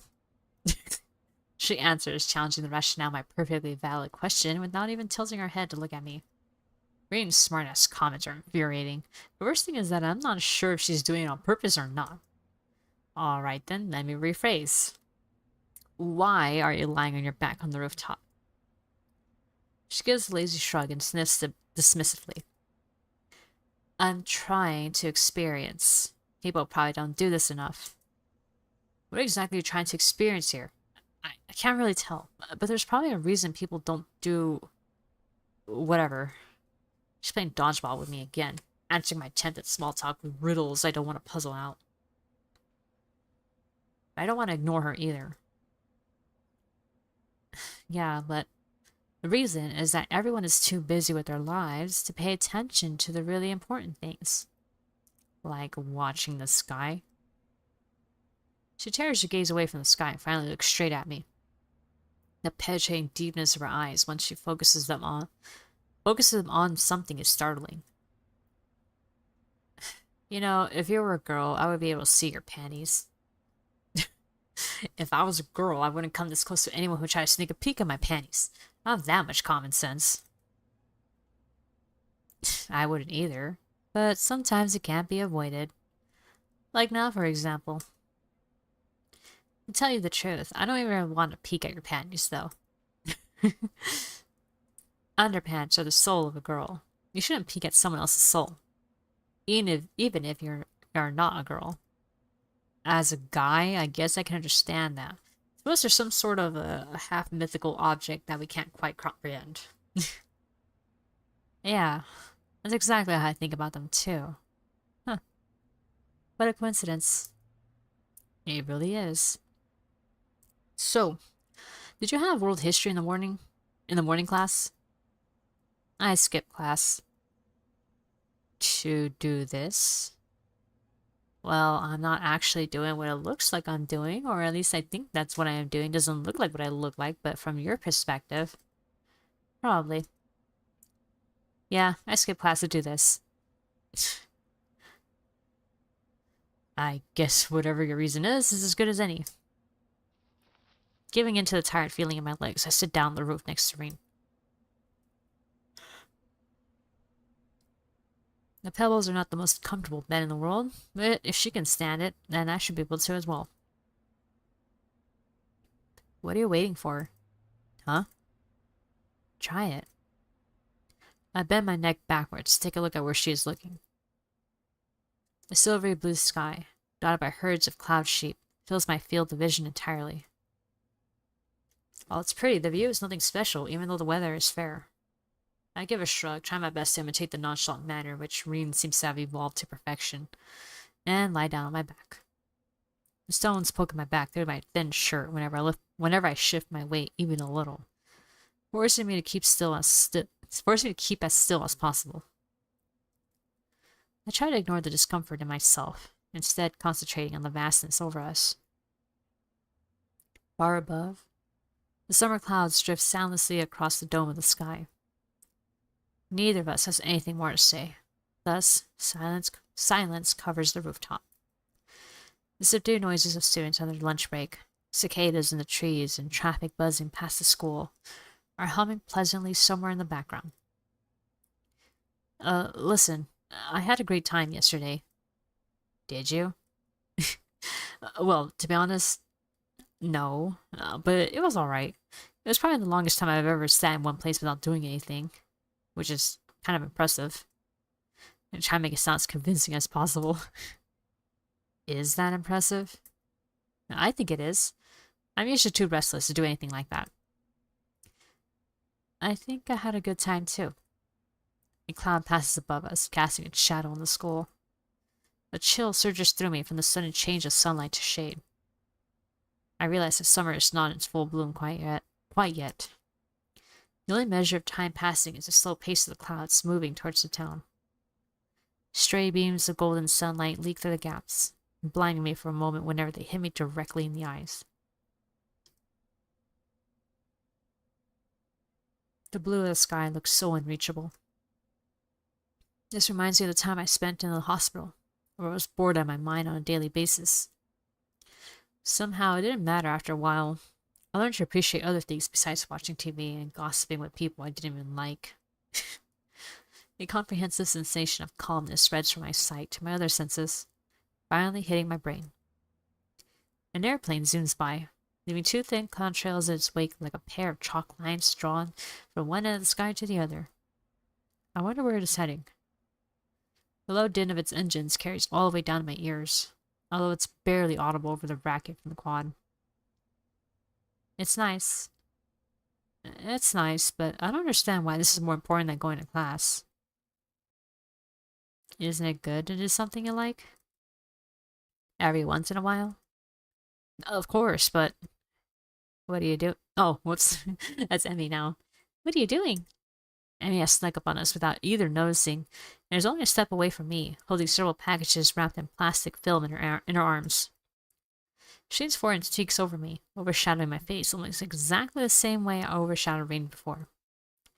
I wonder how weird this looks, two of us lying on our backs on the rooftop. That's what I asked too. Oh, I was just thinking that, and I was like, wait a minute, if he was that close, wouldn't that mean that she's close enough that you can see her panties? Oh, okay, well, there it is. I would be more concerned about what you were doing. If I were you, I wouldn't come that close to people who could see your panties. Reen! Emmy's voice is scandalized, but she quickly takes a step backward, pressing her hands against the front of her skirt, so abruptly that the parcels of bread she was carrying fall. I quickly avert my eyes, glancing angrily at Reen. She pretends not to see me. He's always like that. Right? Right. Emmy scowls at Reen and crouches down to pick up the packages. She wipes the dust off them and skips lithely around me to Reen's other side, where she sets herself down. Anyway, here's your bread. Sorry it took a while. Oh, that's alright. Thanks for treating me. I pull myself up into a sitting position and gratefully accept the bread Emmy is offering. All three of us ravenously dig into the simple meal. The bread is surprisingly decent and readily fills my stomach. I follow from the corner of my eye the skill with which Rin handles her bread between her feet. I haven't seen you on the track in a few days. Oh, right. I figured it was too heavy a routine for me to start with. So, you've been doing something else? I've been considering my options. She frowns, but doesn't pursue the issue further, for which I'm thankful. Amy seems pretty headstrong, and I wouldn't really want to get pestered by her about doing this on a daily basis. I had enough burdens to bear with Shizune and Misha already. We barely finished the lunch before the bells rang, calling us back to our classrooms. Hee-chan! Misha waves at me as soon as I enter, and starts talking before I even make my way across to the classroom. How was your festival? Did you have fun? Still someone decided on that. I'd say probably. Why? Just asking, just asking. Her eyes glint in a way that tell me she's not just asking. I can't even start to guess her motives, though. As the well-timed entrance to the English teacher prevents us from talking further, Misha falls back to plan B. I was there all day with Shi-chan. We had a lot of fun. Or are you supposed to be doing work? Don't worry, everything went really well. I don't reply to that, and she leaves me alone after Shizune demands her attention. My own attention, on the other hand, is directed out the windows. Now that I look at from here, through the window and the foliage, just outside, the sky seems smaller. I catch only small glimpses of blue. Everything else is clutter of noise right in the middle of my field of vision. What experience did Rin want out of staring at the sky? Surely she's done it before. Everyone has. Somebody's trying to guess her mind, but if I don't do that, then I have no excuse for not concentrating on the teacher's words. I look at the scribbles appearing on the blackboard, trying to figure out their meaning with little success. English really is not my favorite subject. We have a strong mutual dislike for each other. Thick, hot afternoon light invades the corridor, making the air feel heavy and lazy. My body feels weighed down by it as I drag it 2 doors down the hallway to the art classroom. Hold on.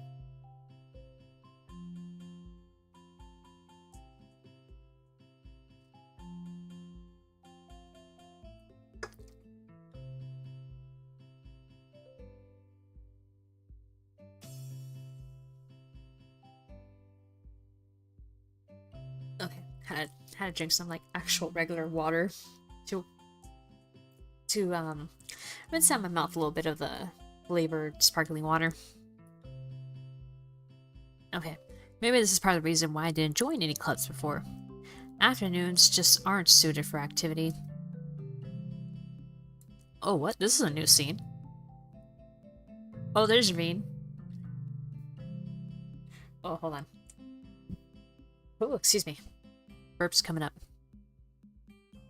Oh, wait, is that the blind kid?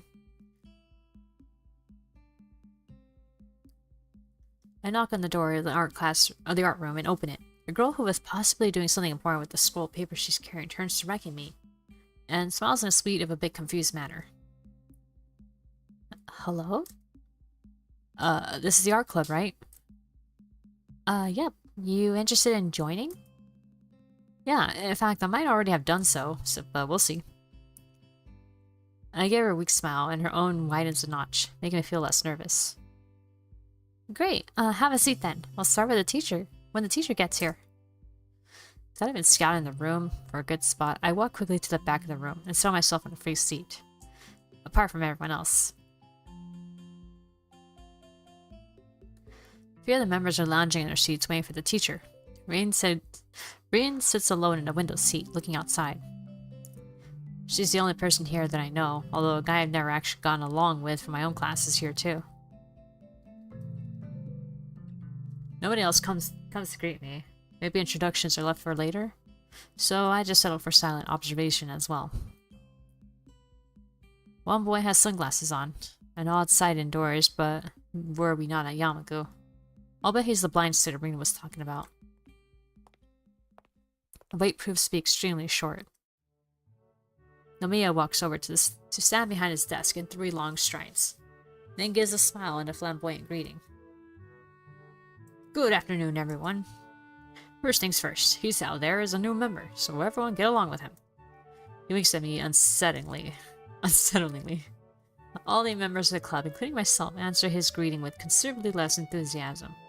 Still, people finally straighten up in their seats and begin to pay attention. I think some of you still have projects to work on, so please continue with those if you like. As for the rest, I was thinking that today we could do some rough studies. How does that sound?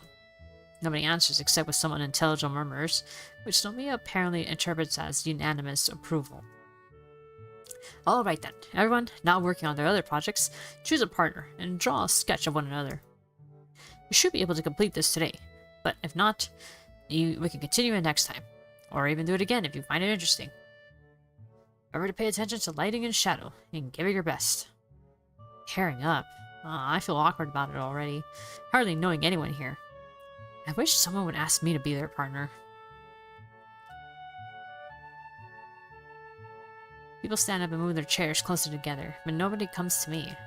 Pretty soon, everyone else is paired off. Friends team up with each other, but I'm left alone. Well, there is Rin. She's sitting in the first corner of the classroom, still staring out the window and seemingly uninterested in taking part in the exercise. Since she's the only other one without a partner, I walk to her seat. I can't see her face because her hair is covering most of it, and she's looking away from me. Rin? I call out to her. No response. Hey, wanna partner up? Dude, you're the only one I know here. She seems to finally acknowledge my presence, head turning like a robot as she looks to see who is addressing her. Rin doesn't answer, and I don't want to repeat the question either. I'm sure she heard it the first time.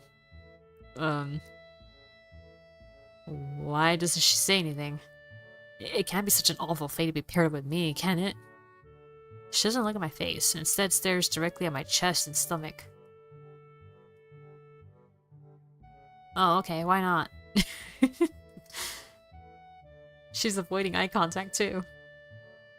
Or not like avoiding it, but her eyes just don't look at you in the face.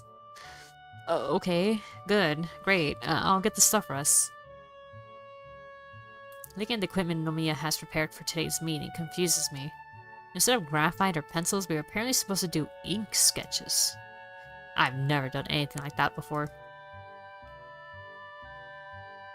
The teacher, however, seems confident in my abilities to adapt to this medium. Simple. First, you do the outlines in ink. You let them dry, and then you shade with the diluted ink. It is called India ink. It works like watercolors. If you're uncomfortable with it, use a pen instead of a brush for the outlines. Got it. I pick up paper, water cups, one pen for me and one brush for Rin, and ink for both of us. Then return to Rin. Grabbing a vacated chair from nearby, I see myself directly opposite her. Do you want me to do it with my foot or my mouth? What did you say? You know, if it weren't for the context, that would sound really sus. Oh man. She tilts her head, her brows forming questioning arches, as if she doesn't understand that I didn't understand the question. I don't mind drawing either way. You'll look better if I do it with my foot, though. With your foot, then, if it's all the same to you. Nodding an answer, Rin gets up from her seat and kicks off her sandals. In too full emotion, she picks up the paper sheet and drops it on the floor. Then snatches the brush between her toes before sitting on the floor in a weird, half-cross-legged position. Although I've seen her do everything with her feet already, from eating to painting, this display of dexterity is so prodigious that I just stare at her, stunned. Rin contemplates her blank paper intently. The sharp tip of her brush hovers over the paper in anticipation. When she raises her head to see if I'm ready, I quickly turn my face away. I'll go first. Make a pose. What kind of pose? Doesn't matter, that's the point. You have to make the sketch of the impression you get, not decide beforehand. I end up just sitting in my chair, my hands hanging limply between my knees. I look at her and she looks at me for a moment for a beginning. Rin's stare is piercing, but impassive, as if she were trying to absorb a part of me into her own self. I feel like I'm physically shrinking under the pressure of her gaze. I get the feeling that for the first time since we met, Rin is actually looking at me, instead of in my general direction. She sketches with confident, bold sweeps of the delicate brush, not caring about the potentially destructive consequences of an accidentally misplaced stroke. After she's happy with the outline, she stands up to pose for me, stretching her back and legs. By the time she doesn't look at... Wait, this time she doesn't even look at me. Instead, Rin lets her gaze wander around the room. I'm relieved. It's easier to stare at someone when they aren't staring back at you. Even so, I find it hard to get the sketch going. I'm not especially artistically talented, so I'm scared my portrait will turn into something disfigured. Especially when compared to my partner's skill. I don't want to embarrass myself too badly on the first try. Rin is not helping this process either. She doesn't stand still for even 10 seconds, tilting her head from side to side to judge her drawing, biting at her lower lip, looking unsatisfied, and constantly shuffling around like she was on hot coals. I finally managed to make some headway on the sketch, and when my outline's done, we both start inking in the shadow and light. Ah, shit. Nomiya passes by and remarks on the beginnings of our sketches. Very good. Standing figure is easier for a beginner to get a grasp of. But I didn't choose the pose. I look at him and then at Rin in confusion, but he's already moving on to the next pair, and Rin seems unresponsive. Just like when she was painting the mural, Rin has become so engrossed with her work that it seems she has shut me and the classroom and the entire world itself out from her own little sphere of existence. Every now and then she leans backwards, seemingly to get some perspective. Sometimes she bends forward, leaning down until her nose almost touches the paper. This rocking back and forth looks silly. Suddenly Rin proves she hasn't completely drifted off into a world of her own, and speaks. Are you having fun already? She doesn't raise her eyes from the drawing, which is a good thing. The breaking of the silence sends a jolt of surprise through me, as if I'd been just electrocuted. I don't know yet. It's hard to say. I can't hear how she replies to my answer because it seems like she is suddenly having a private, whispered conversation with her sketch. I don't understand how she can draw so well when she has the attention span of a butterfly. As it seems she lost interest, I go back to work and on my drawing as well. I try to add texture to Reen's hair, something to somehow grasp the way the golden afternoon sunlight. Afternoon sun lights her bright red tassel of flame, and transfer it to my paper in shades of black and gray.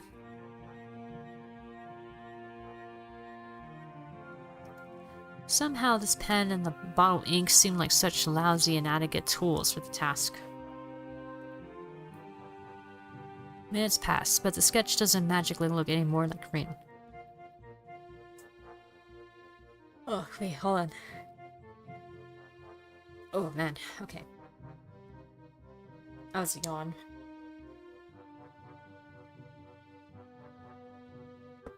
Okay. Okay, but the sketch doesn't magically look any more like Reen than it did before. Her voice wakes me up from my despair. What about now? Excuse me? Are you having fun already? Why do you keep asking that? Because it's a club, right? Clubs are meant to be fun. You join to have fun. Are you having fun? Is it important that I'm having fun? Yes. Okay, I'm having fun. Good. I wonder if I had said that just to please her, or if I really meant it.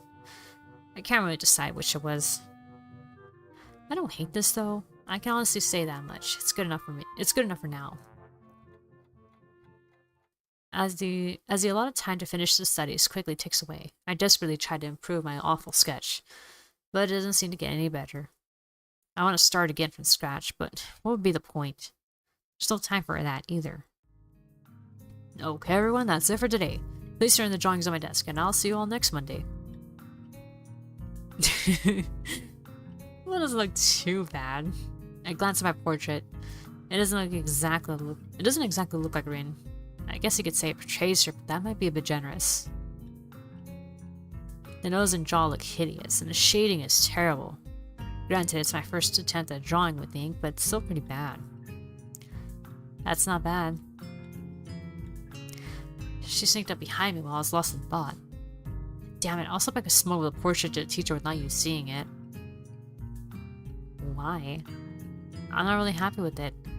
I wish I could draw better. You just need some practice.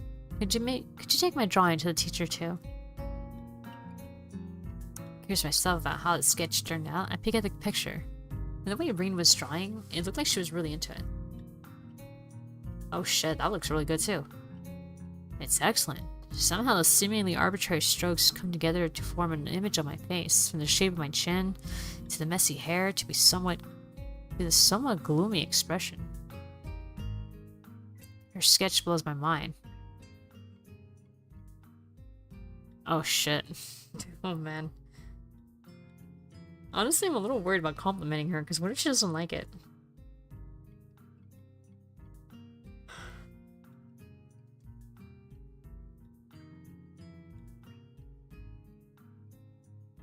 I mean, whenever you complimented her, like, mural, she wasn't really happy about it.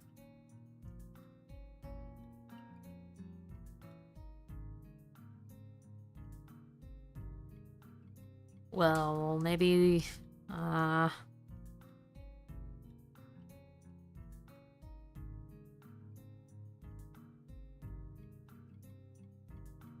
I wish I was that good. I've embarrassed myself. Wouldn't it have to be me to be as good as me? I don't think you'd want to be me. No, I guess not. Maybe just some sort of approximation then. I take a closer look at her work. It's still glistening with slowly drying ink. You know, I look kind of grim here. You do look kind of grim, I mean...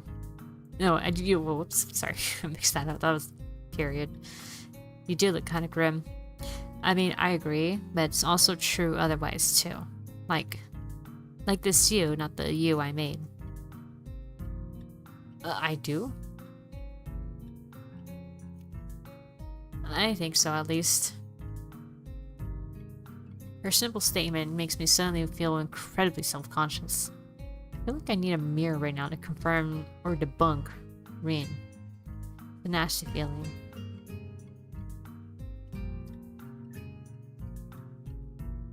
Maybe it's just her. I hope it's just her, and that I don't look like that sketch to anyone. It's a good sketch, but somehow I get a really oppressive feeling from it. I see. Anyway, it looks really good. You really are amazing. Thanks. I'm glad I could draw you. You are an interesting person. You're an interesting person too, but that didn't help me much.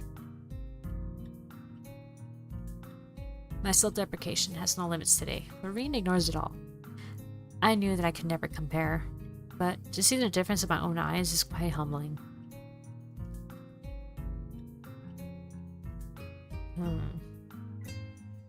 So I guess I picked the right one?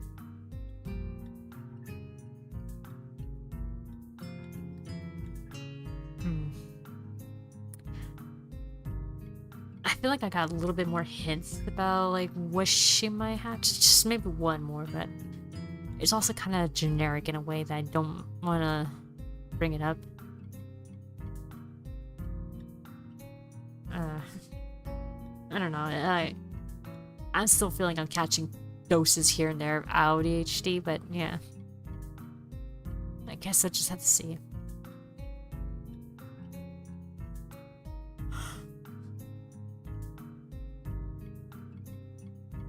See, I try to make you look like you think a lot, since you did a lot of thinking. And yeah, I might have overdone the fed up with life expression, but cynics are like that, right? I want to retort something snappy, but Omiya gives me no time to think, ushering us to the door. Hurry up, you two. While we've been chatting, the rest of the club has taken their leave. I quickly pick up our drawings and take them to the teacher's desk before hurrying after Rin, who has already left the classroom. She's not in the hallway, to my surprise. I wonder where she managed to run off in just a few seconds. It would have been nice to talk more. Well, not that I had much to say, except made me get back at her for calling me a cynic. It's surprisingly late. I already got used to school ending at the same time every day, so I can feel the extra hours in my head and my gut.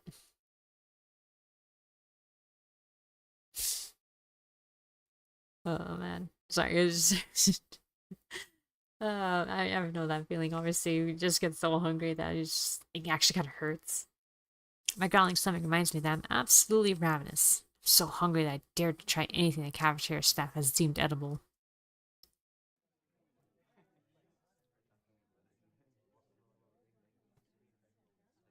Oh boy, sorry, that was a big yawn. I think I should probably call it here though, because one, a little bit of pacing, two, I'm getting kind of tired. I had a long day today, so it's catching up to me right now. But hey, we're finally on Rune's route. I am glad for that. And I can't wait to see how her route's gonna like unfold, you know?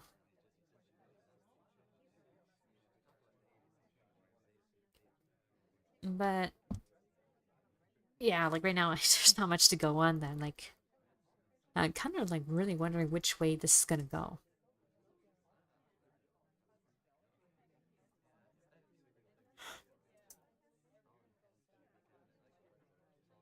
Okay, let me just make sure the save is there. Interstitial. Okay, yeah, we're good.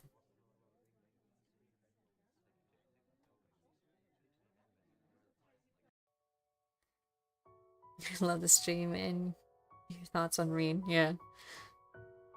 I mean, she's pretty cool. I mean, I do like I'm enjoying like the switches from being subtle and then being blunt as fuck. Also, this is not where I was expecting her picture to end up in. I wasn't expecting it to be here. I thought it'd be like here, branching out more. Huh. Alright. Well, that was a fun stream. I enjoyed her little scene of like, hey, I'm on my period. I need help with it. And that was great. I think it's the first time someone has mentioned period in this whole game.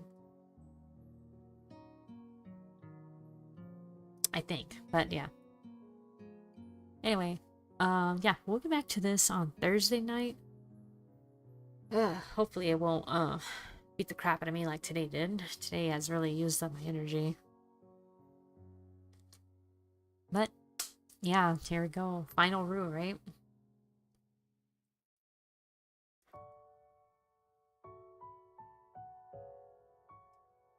Like, there's like quite a bit of mystery going on because you're not too sure what's happening with her. That, you know, like it's kind of like, I have to say that's part of the appeal of the route, and I'm just really hoping Reed's is going to turn out good too, like everyone else's. Although the one disappointing was Shizune, but you know, but that was more her what's it called? Her one decision out of the whole route. Only one decision. Ugh. Not great. Okay, anyway, I'm digressing. Alright, guys, so I'll call a night here, guys. So have a good rest of your morning, day, night, whatever. I will see you guys next time. Tomorrow will be, oh, fuck. What did I say? What was, oh, yeah, Persona 3 Portable. Oh my god, wow, I had the biggest brain fart. Okay, yeah, I need sleep, I think. And yeah, okay, so I'll see you guys, Thursday with more Katawa Shoujo, and we'll continue this route and go from there. Alright, so have a good rest of your morning, day, night, whatever, and I will see you guys next time. Bye-bye.